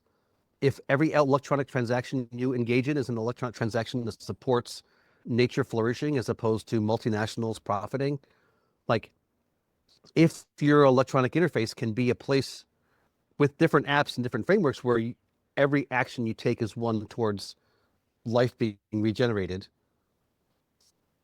that's meeting people where they're at, right? And that's like not having it be a massive transformation like shift. It's like, we are here. This is where we're at. Meet people where they're at. So, I agree with that, but at the same time, all of the businesses that have the budget to develop the apps, to develop the hardware, are doing so at the moment to increase profits, to maximize attention and time yep. used onto those Not things. all, not all. Show me, There are okay, people tell that me, tell me where you see hope, because I haven't found it in the technological sphere. I think we'll have to do another conversation in about 3 months when I can lay out this whole thing much more deeply and specifically. As I said before, it's friends and allies that are holding these pieces, and I don't feel like I'm well enough positioned to speak really cogently about them and specifically about them. But I can tell you that's, from my vantage point, I see this coming together. And Please keep me I'm, posted about that because I would love to advocate for something like that and integrate it into my own life in order to improve my relationship with the devices that I am unfortunately dependent on for work. I think, Yeah. yeah, this is all, if we just, I mean, like I remember when smartphones came on. I remember when like Facebook became a thing and everybody just got a Facebook account. Well, how about if everybody just gets a Mycelia account? How about if we build an app that actually is that, which is designed to facilitate that, and those of us who want to just start operating in that little sandbox with different rules, and it actually facilitates our deeper empowerment, and all of our friends want to be part of that reality because it's a reality that's more fulfilling, and pretty soon people have left this matrix and they're entering that matrix. Like with technological capacities as they are right now, to be able to do that is actually at our fingertips in a way that it never has been in the history of humanity. So I think it's jujitsu, right? I mean, like, this is where the energy is flowing. Let's just like put a little twist on it, and Yeah. all of a sudden, it's it's Man, really the focused way facilitating deep empowerment. I'm I don't know. absolutely This on is where my board. energy is. Yeah, I'm Yeah, absolutely on board. I really like the concept of what you're talking about. My problem is I've heard other people talk about this potential and how this could be, and I've yeah, yet to see something manifest, at least in the technological sphere, that not only does this, but also is embedded with a mechanism that reduces the dependency on the thing that you then get that source from, right? yep, So let's one hundred say you percent. get the app, let's say you get the interface that is your window into reconnecting with the natural world or developing relationship, deeper relationship with community and neighbors and family, whatever that is, right? To me, if that becomes the mechanism that enables that when it goes away, and we're talking about this at an extremely opportune moment because I only just got internet connection back and electricity back after a record breaking blackout on the Iberian Peninsula that affected Spain and Portugal, and all of our power grid went down. And the major takeaway from this is that people can't go 2 or 3 hours without electricity without panicking and all of our infrastructure shutting down and work not being able to move forward, and realizing how fragile the infrastructure that we depend on for everything in our life is. And I'm Yeah, personally proud for how far I've come, my partner and I, in not having our lives fall apart when something like this happens. I wasn't in this place 4 years ago at the beginning of the pandemic, and that was very apparent when that started. And it's part of the reason why we made these moves. But it just seems like everything that's being developed now is basically reattaching us to this digital electronical umbilical cord that causes mass hysteria and chaos when it's turned on for the slightest amount of time. That they're talking about this as like, yeah, a catastrophe, a state of emergency, and it was off for, I want to say, like maybe 10 hours, yeah, like this is such a minor glitch. And that even if something beautiful is developed using these fragile and inherently, in much of my opinion, like the foundations on which even something positive in this space is built on is fragile and destructive, are we rearranging deck chairs on the Titanic? You know what I mean? This is where 100%. my pushback comes from. I love the No, concept, no, but yeah. yeah, and like I said, this is my edge. This is where I'm looking at, and I think these are completely appropriate design considerations to be considering. And if I was more cogent in my presentation, I could say, you know, I hear what you're saying, but no, that's not a concern because of X, Y, and Z, A, B, and C. Sure. And I And don't expect you to be the where defender of the potential of regenerative technology, for example. and so I've got one hand over here spinning a few, you know, plates to try to work towards this end game. But for me, the focus over the next 5 years is to get nutrient density defined across 20 plus crops and the capacity to, perceive that in real time in the hands of everyone so that shifts the supply chain and the way agriculture is practiced globally. And that has a series of knock-on effects. So I have to stay focused on my purpose and calling, and I can say this is what I see as a potential, but do I spend much time on that? No. No, I'm putting my Yeah. primary energy in the thing that, I think is why you wanted me on here in the first place. And so Yeah. just to say, I think, yeah, No, but it's okay. So depending on how we look at things, great yeah, opportunities are there.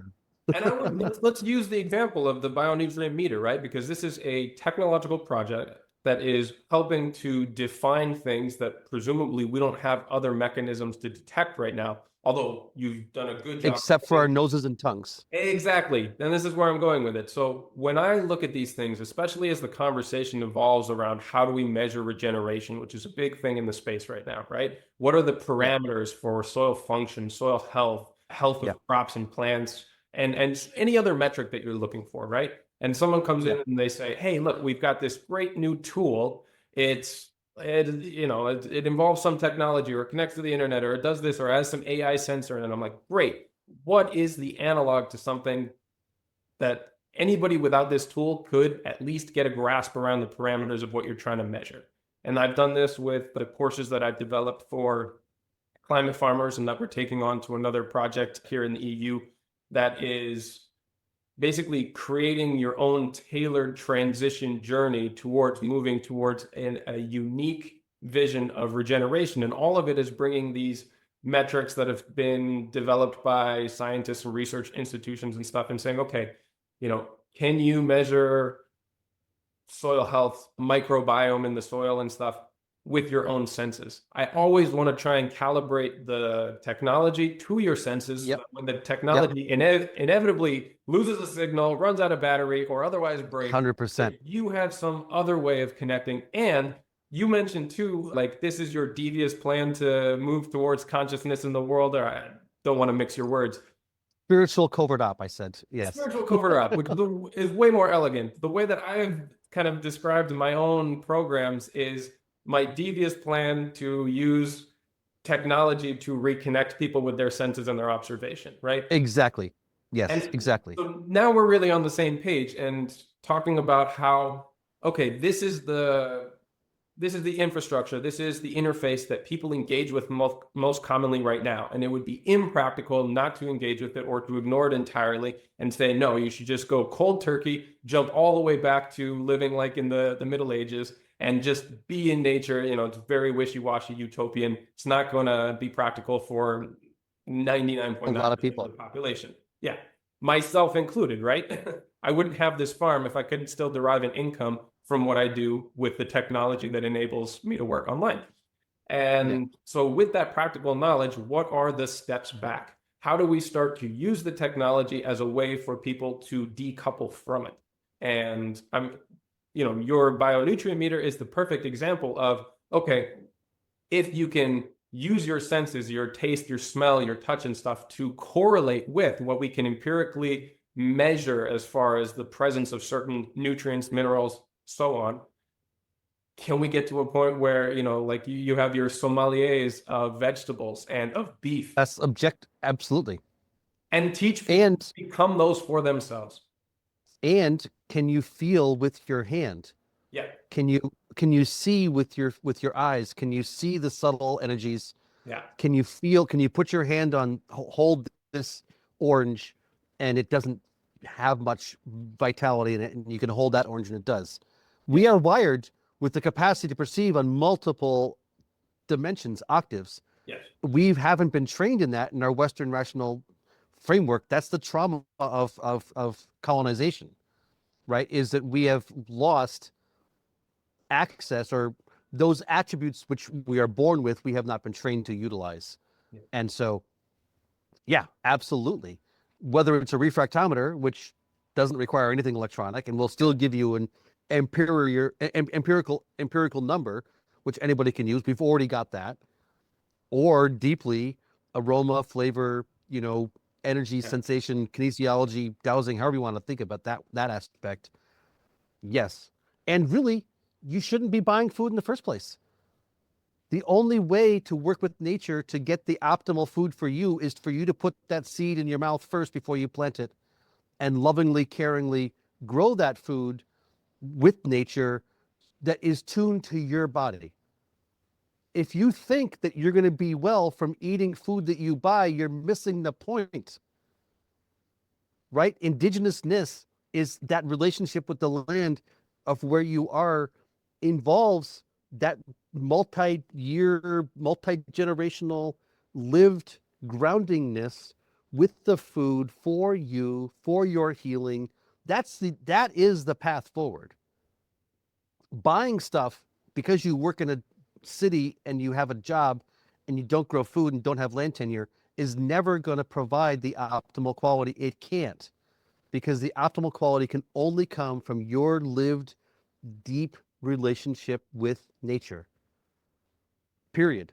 I'm so glad to hear you say that. You're one of the first people in this space that has brought this into conversation on this podcast. I don't know if you've ever read the Ringing Cedar series that came out of Russia. Absolutely, was referring to Anastasia. Exactly my. Yeah, That was yeah. exactly That's what I'm where I referring first to. got introduced to this idea of 100%. encoding your relationship from the seed stage of the things that you grow. And I'm starting to put that into practice in my garden here. I'm fooling around with different seed coatings as well. I've got some friends from the Soil Food Web, and we're doing a number of different trials, Yeah. both on soil that has been amended and also just like bare sandy soil, which is mostly what I have here. It's mostly decomposed granite, which is a tough starting point. But this is exactly the epigenetic evolution that I want to start to encourage, and how you can go on a Absolutely. relationship with the growth trajectory of those plants by like showering out there before you put on any soaps and stuff. You know the whole thing from that series. Absolutely. Yeah. Absolutely. This is next level relationship with your garden. I've also And the seen some point, really cool videos of people who, like a couple of a man and a woman who cultivated the exact same things on different parts of their garden, went through that process of doing the early morning showers and stuff, and basically watering with what comes off of their body in the mornings. And the exact same seeds that they started with turned into extremely different looking. Not it, obviously, you can't perceive the rest of the senses through a video, but they can show the physical differences. I think some of the ones that stood out the most were cucumbers. Totally different shape, even slightly different color for having gone through that that process. We're talking about, 10 meters apart from each other. that's so beautiful. Yeah. This is exactly the point. And what Anastasia talks about is the Dacha and the Yeah. Dachniks. And she talks about how, as I understand it, it is in the constitution in Russia that anyone who wants gets a piece of land from the government large enough to have a simple home and grow the food you need. Imagine that we people who consider ourselves to be citizens in a democracy, which is a country which is based on land, had it as one of the rules that anybody who wanted enough land to live on had the rights to it. That could be something we could organize around. Mhm. We could organize around, we the people think, if we don't want to be wage slaves, we have the right to not be wage slaves. It's not land that we can like profit off of and sell. It's land that we can have tenure to and be able to live a simple life and raise our families well if we want. I propose that as a foundational political agenda for a democratic societies to be organizing around. I think Like, it'd be much more enlightened version of minimum basic income. sure. Yeah. And it's based on the fact that we already have land. Yeah. And and it's about your relationship with the land where the opportunities are. So, oh my God, this is exactly the kind of places we can be going, I think. And if we begin to facilitate that, where a bunch of people have their own resilience on land, then when the power goes out, who cares? Because for millennia, humans didn't have power and everything was fine. They actually had lovemaking and music and culture and spiritual traditions, and power was not part of it, right? Like electricity and internet was not part of it because our nature was much more profound than that. And we are deeply colonized. We are, living a denatured life. And the more you are denatured, the more you are likely to die off. That's what nature does. For those organisms which fall out of harmony with her, they die out. That's the trajectory we're on. So which path do you want to be taking for the rest of your life, for your children, for your grandchildren?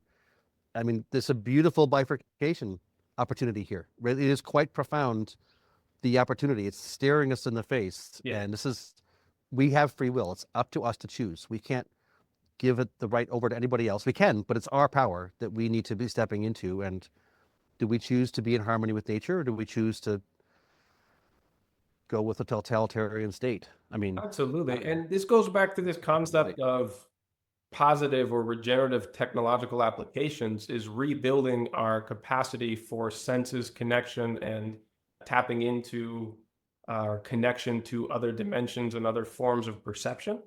Because one of the writers that I really like how they articulated this is Tyson Yunkaporta from Australia, Yep.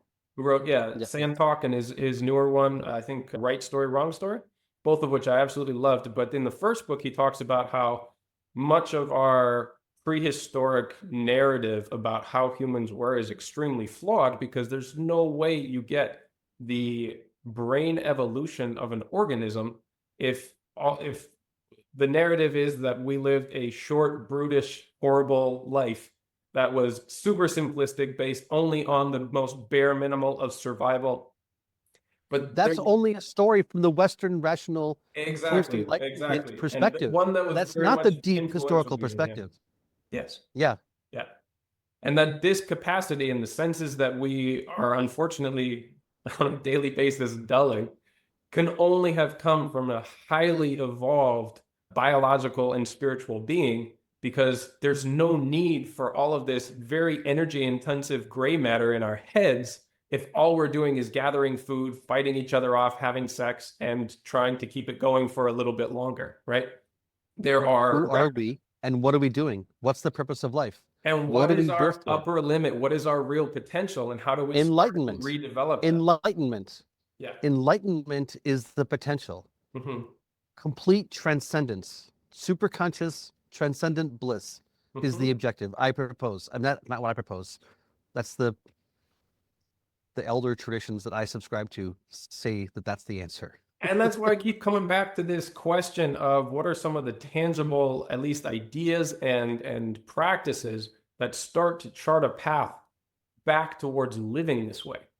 Obviously, with the pragmatic necessity of engaging with the reality of the world around us, the technologies that we use, the paradigms of the people in our communities, and the things that keep the systems that we depend on to live right now propped up, right? The things that allow you and I to travel are extremely, or at least at the moment, very destructive systems.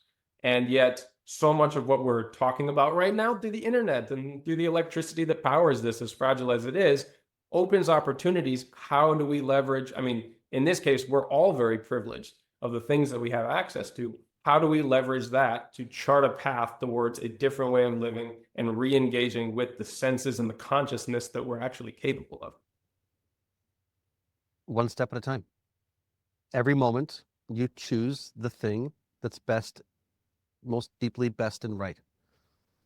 If you just focus right here, right now on the right thing to do, and you stay in the moment and you keep doing the best thing of the choices you've got, in 5 minutes, in 5 days, in 5 months, your life's going to be completely transformed because you've chosen well, because that's what you have is your consciousness and your free will.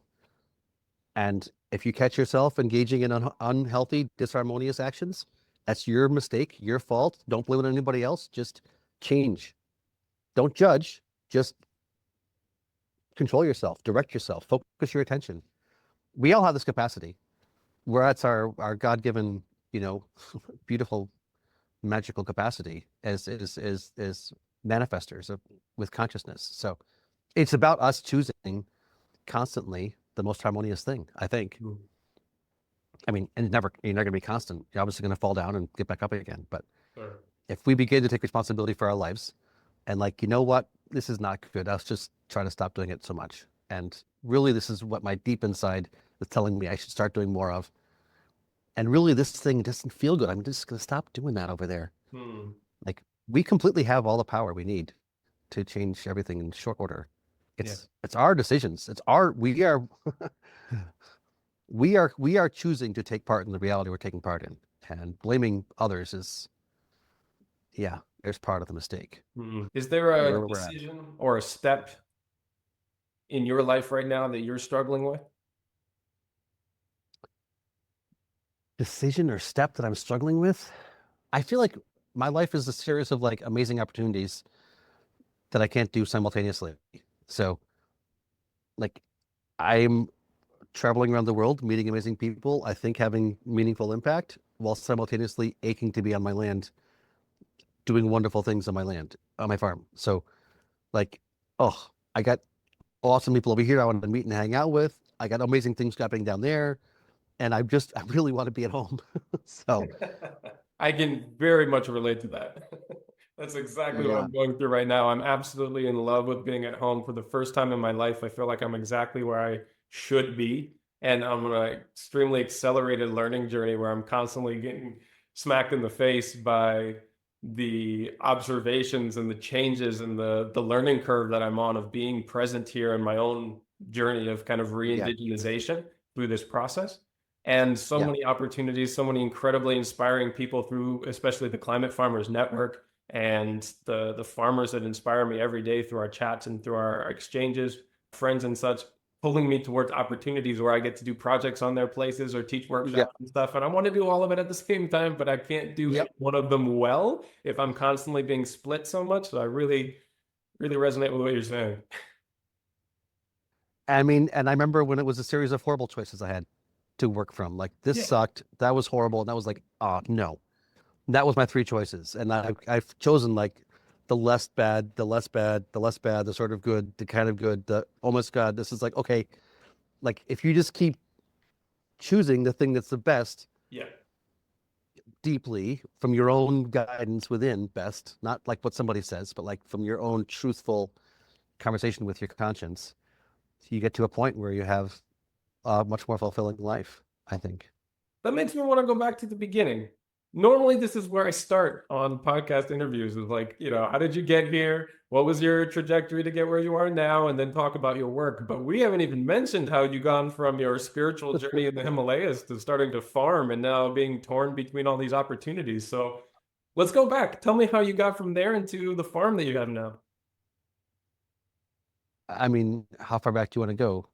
Well, okay, so I, I think I, we kind of left off where you had continued your spiritual journey, but you'd left the Himalayas, and we didn't quite tie that up with a bow. So, well, I mean, the foundation, I think that's important context is that I was raised on a homestead, an organic farming back to the land homestead.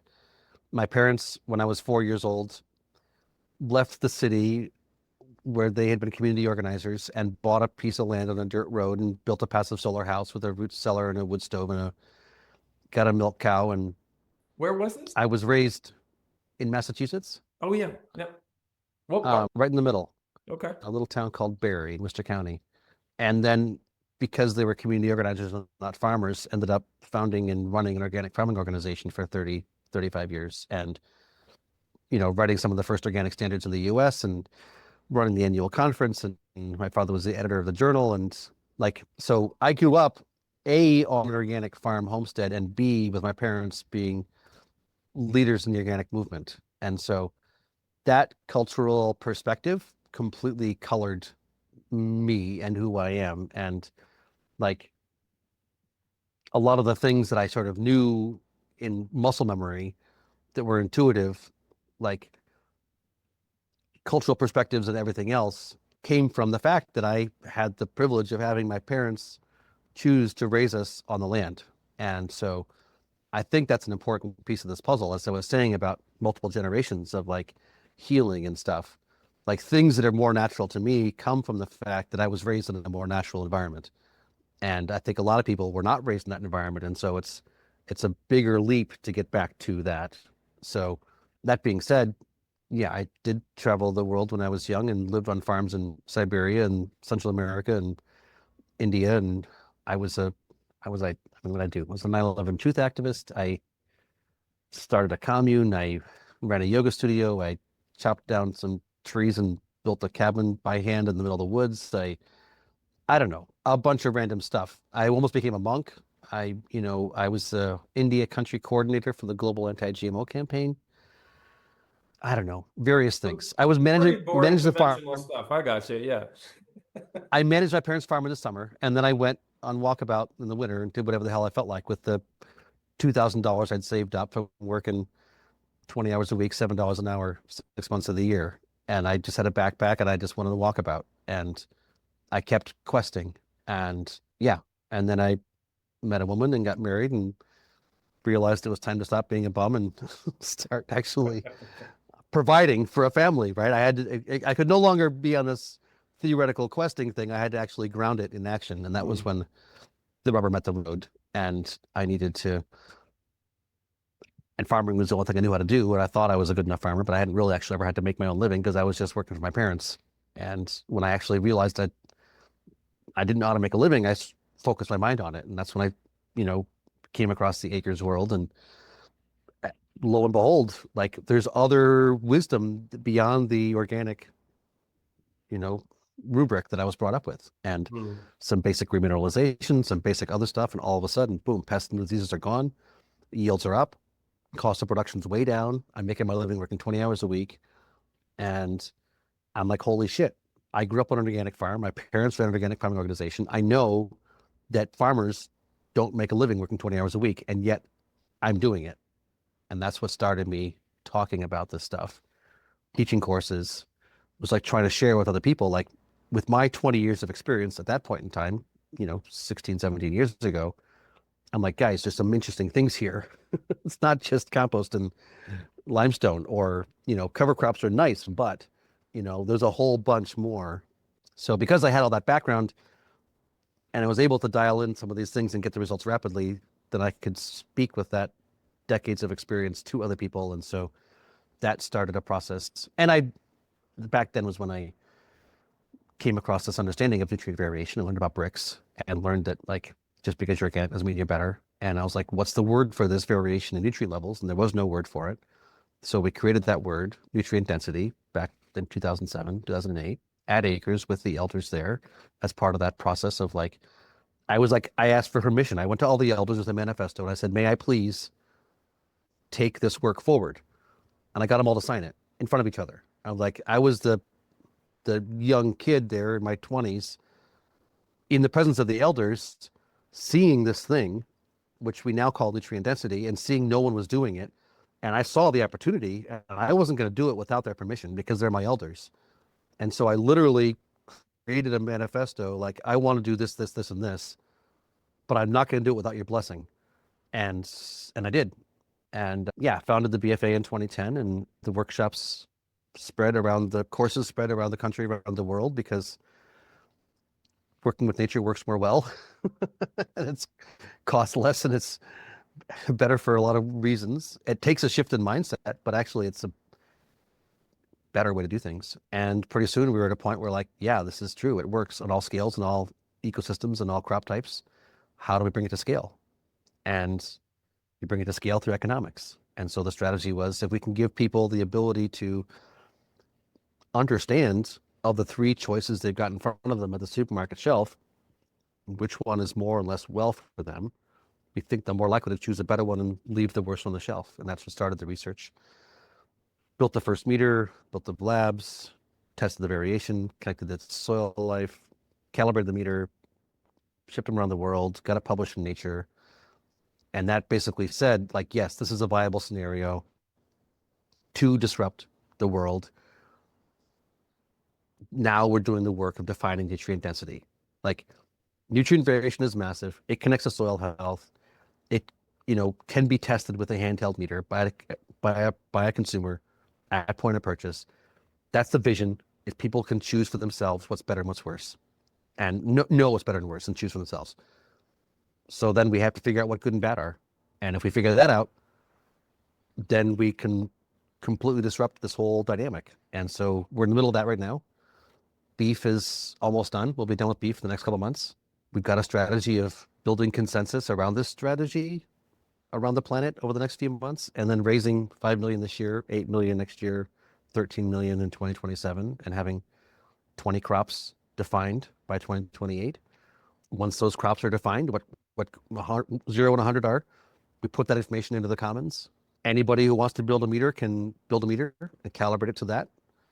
And if they do it honestly, we'll tell the people to tell the world to buy that meter. And if they do it dishonestly, we'll tell people don't buy that meter.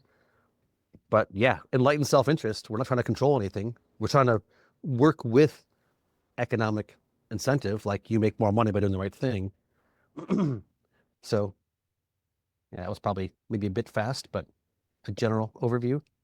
That's a of pretty good overview. open And up what to. it made me think about is, given your amount of thought and consideration around what you're working on, the level of research, and also the playing field that you're operating in, have you anticipated the threats, the things that could dilute the quality of this work? I mean, the ones that come to my mind are, the co-opting by industry, by trying to manipulate these standards or somehow doctor their results in order to kind of, study for the test, right? Play to the meter and game the system once this becomes ubiquitous.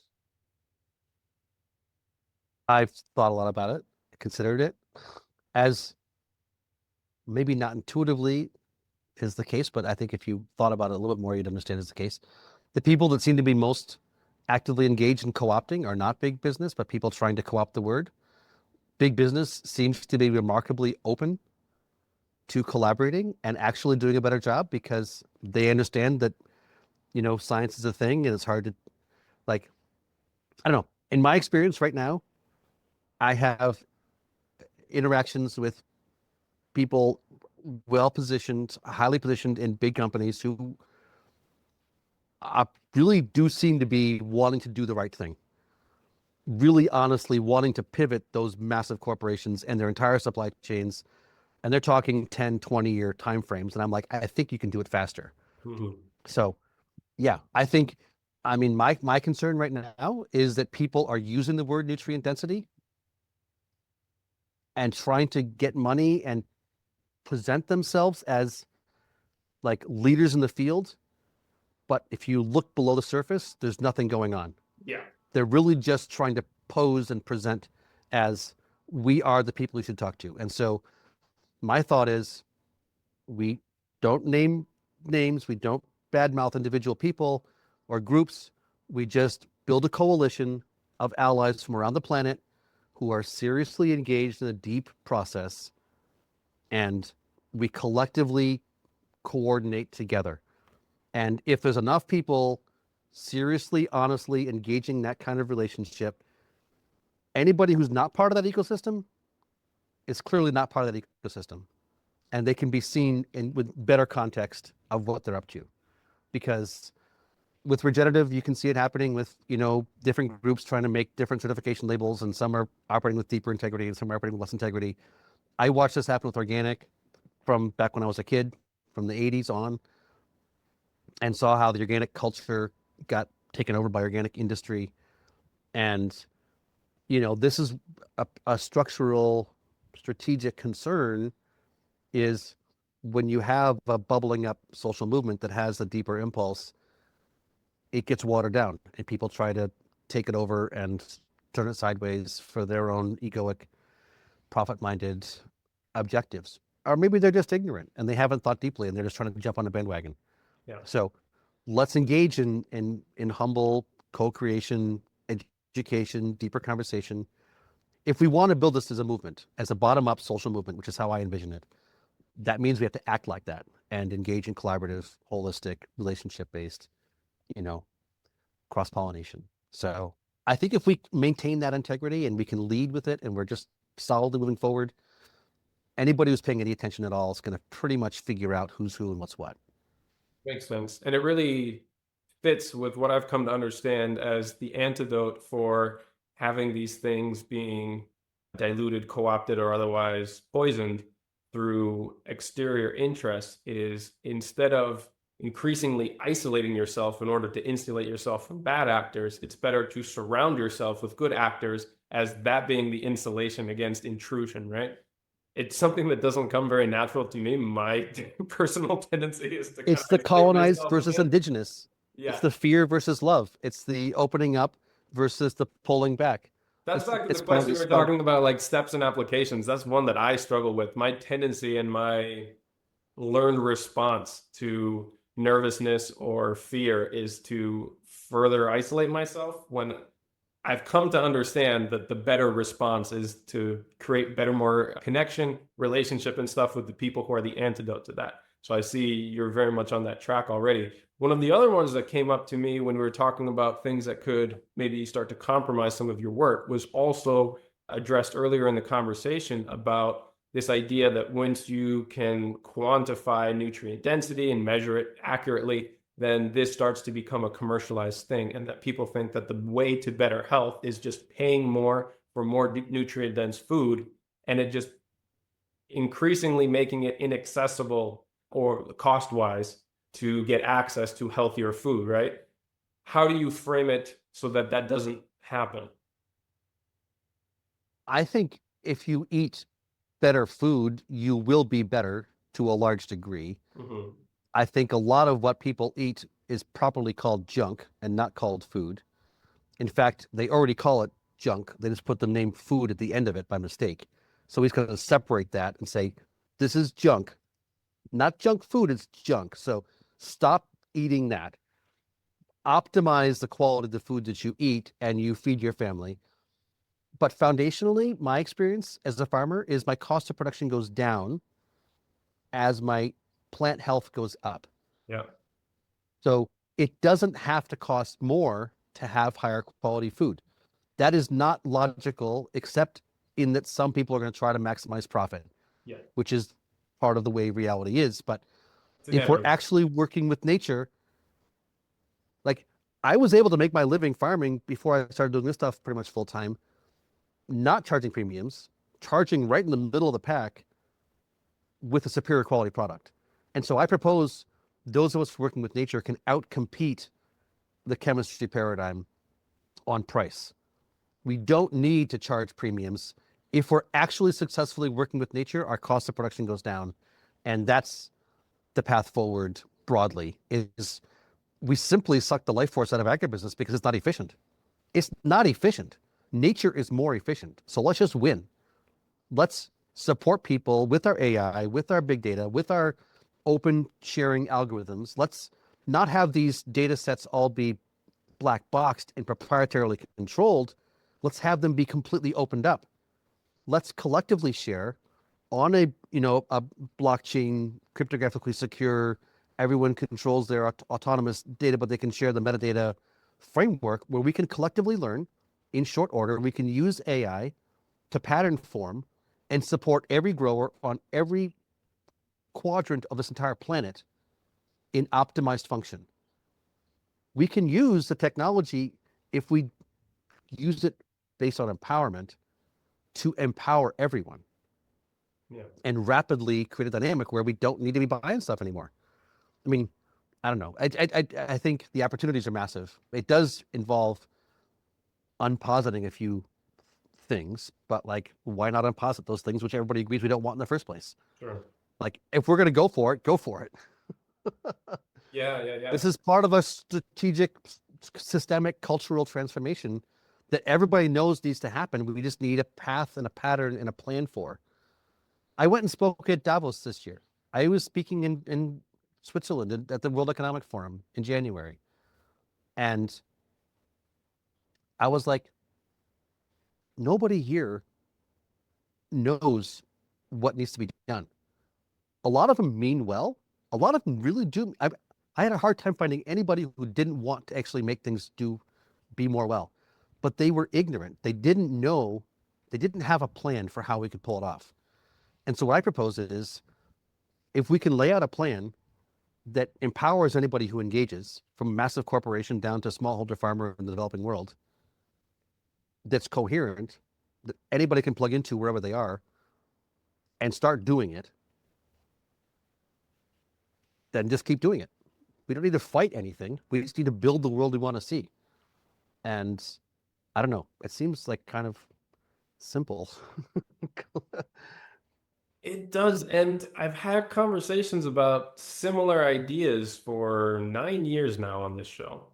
And as Mhm. simple as it seems, this is why I always keep trying to bring things back to the practical steps, right? Because that's where the disconnect often happens. Absolutely. Concept is sound, Walk your talk, execution walk your talk. starts to fall apart. And again, the main reason why I'm exploring these things that could dilute or compromise what you're doing, right? So far we mentioned co-opting the term, diluting the data, or somehow producing or manipulating things to play to the meter itself. And then we also mentioned commercial interests and turning this into, the highest bidder pays for the highest nutrient stuff.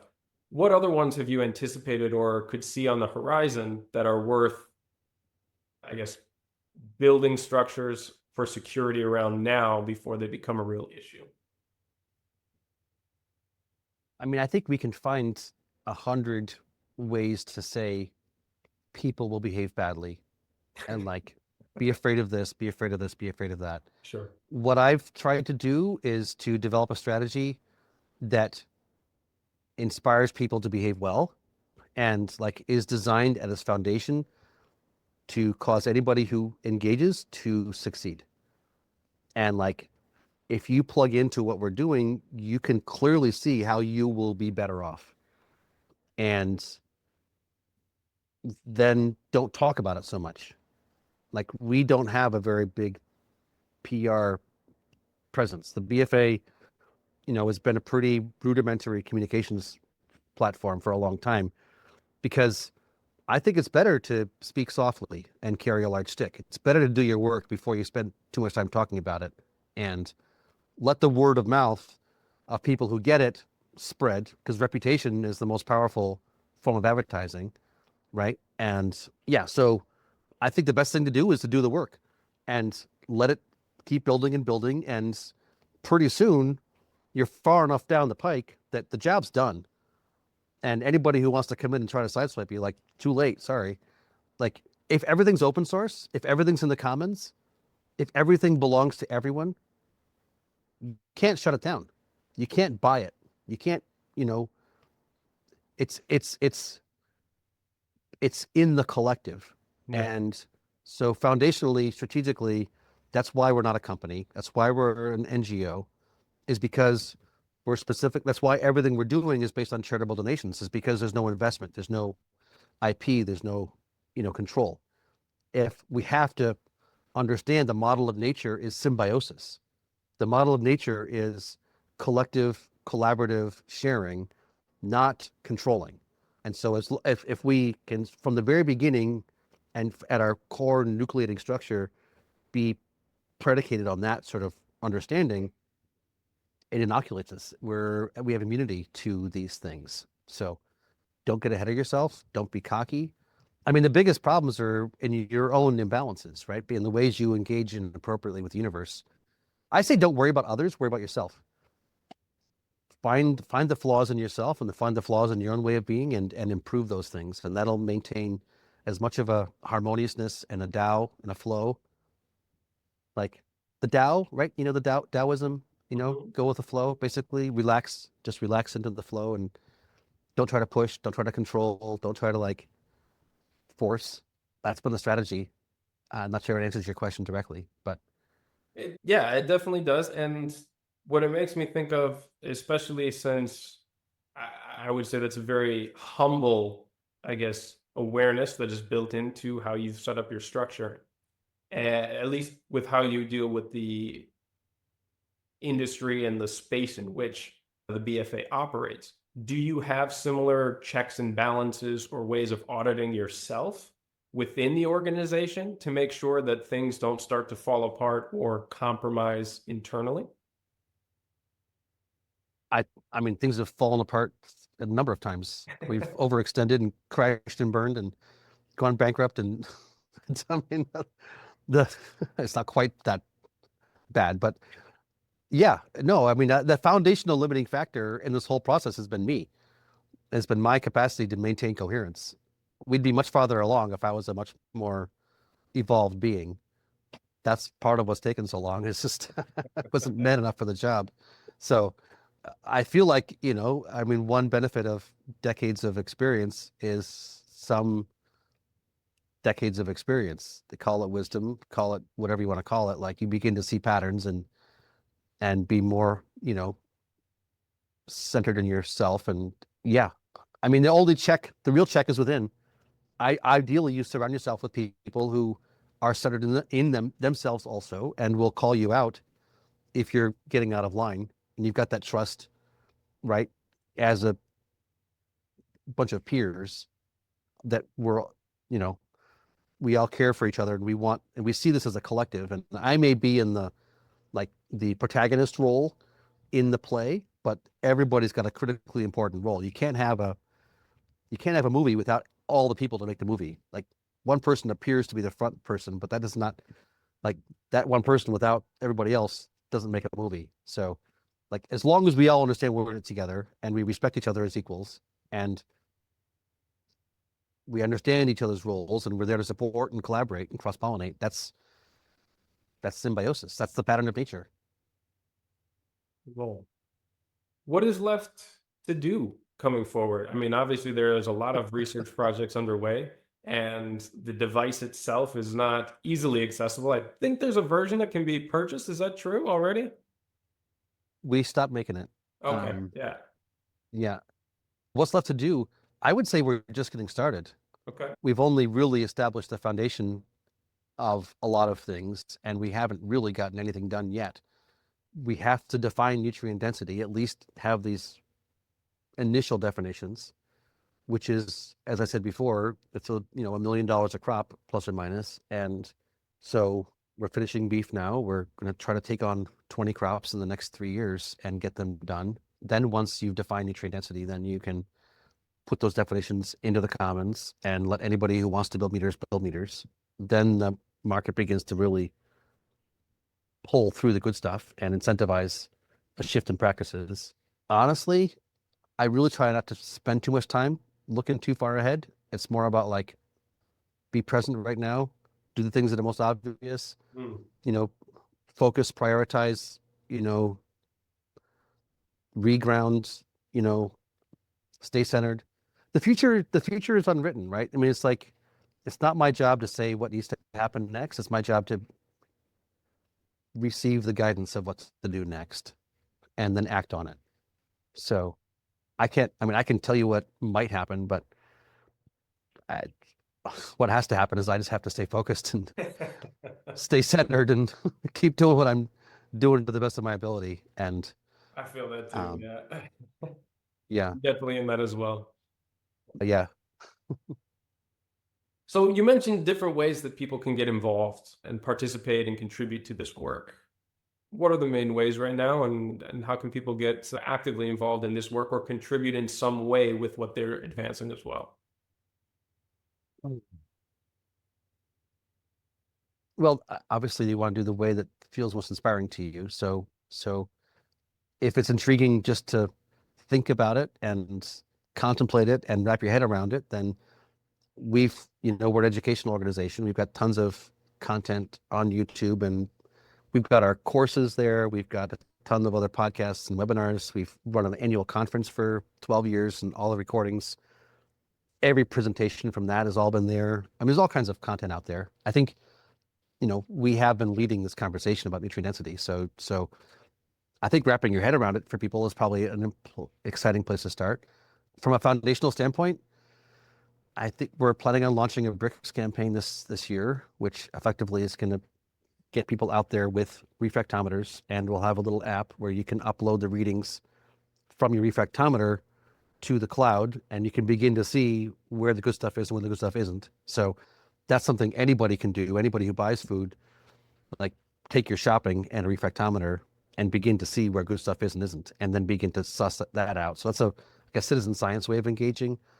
We're going to be having a series of these gatherings for thought leaders and movement players to, like, sort of consensus around what the process is and see if people can say, sign on to our manifesto. Like, we ERA, we climate farmers, we whoever support this project, and Mm. we're putting our name on it, because foundationally we need to raise tens of millions of dollars in charitable funds. And our thought is we do that by building a coalition. At that point in time, once the money's raised, then we want farmers to be sending in samples and sending in soil and sending in, sharing their management data to help build that broader collective. Yeah, go to our website and sign up for our newsletter. Follow us on social. Reach out if you feel inspired in some fashion. You have some relationship, like some person like, you want to do a podcast? You want to? I don't know. Everybody's got their own inner, like, thing that, and so just follow that. I'd say. I don't know, Mm. depending on how you fit. That's lovely. That gives so many more opportunities than just click the donate button, like, share, subscribe. Yes, give us money. Sorry. Join and give us money. I forgot that one.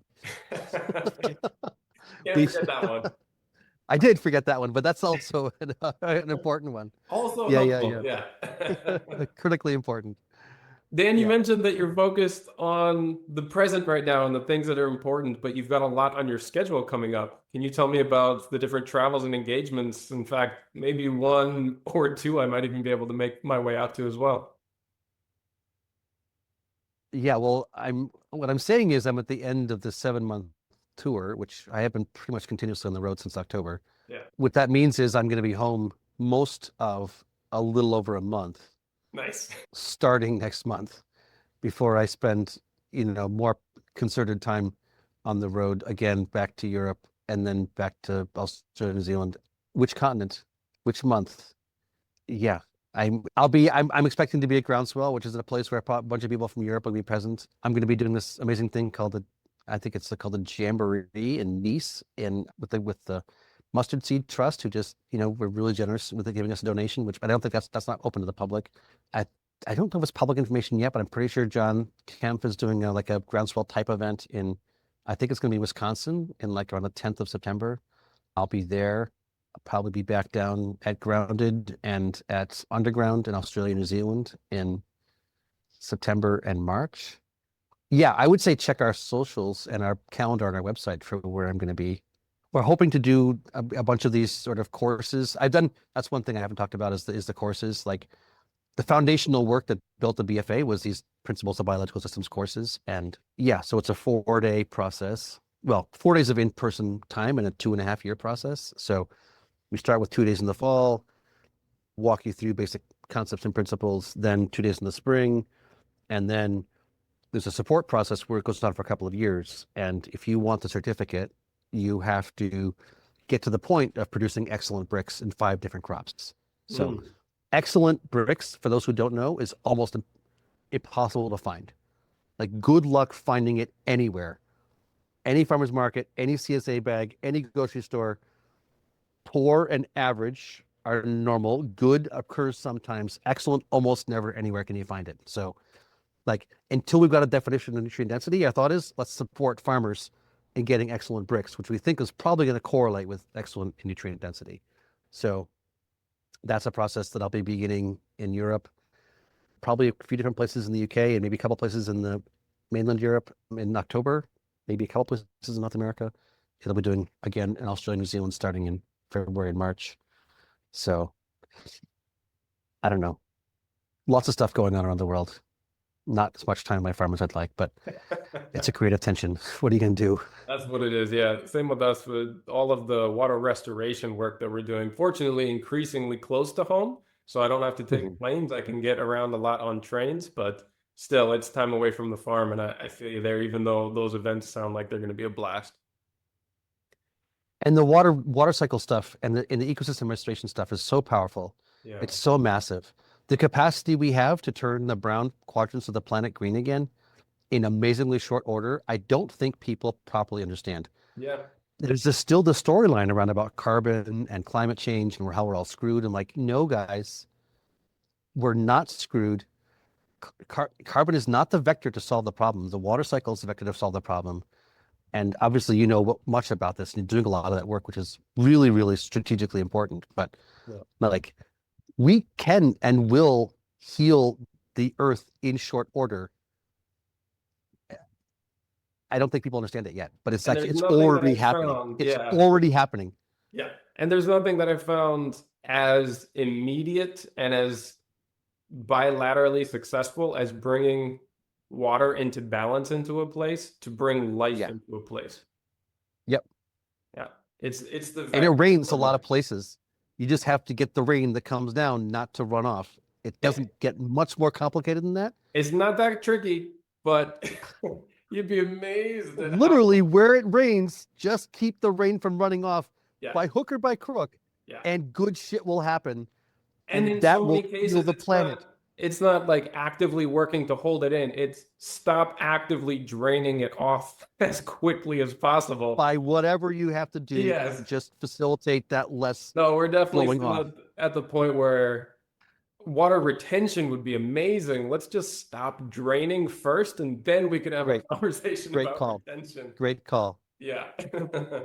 Well, man, we've both got a lot going on in the future. But before we wrap it up here, I want to leave it to you to let me know if there's anything that you really wanted to explore that I missed out on for my own lack of observation or perception in this conversation. I think this has been an amazingly fun, rollicking conversation. I'm glad we got to This has been not a have. blast. We've been talking about this for a long time, and big thanks to our buddy Andre Antunes Thank for you, putting us Andre. in touch. Thank you, What a Andre. legend.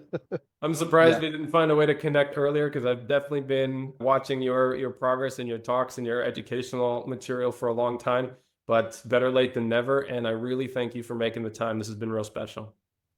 Thank you very much, Oliver. Good luck with all of your work. And this has been great fun.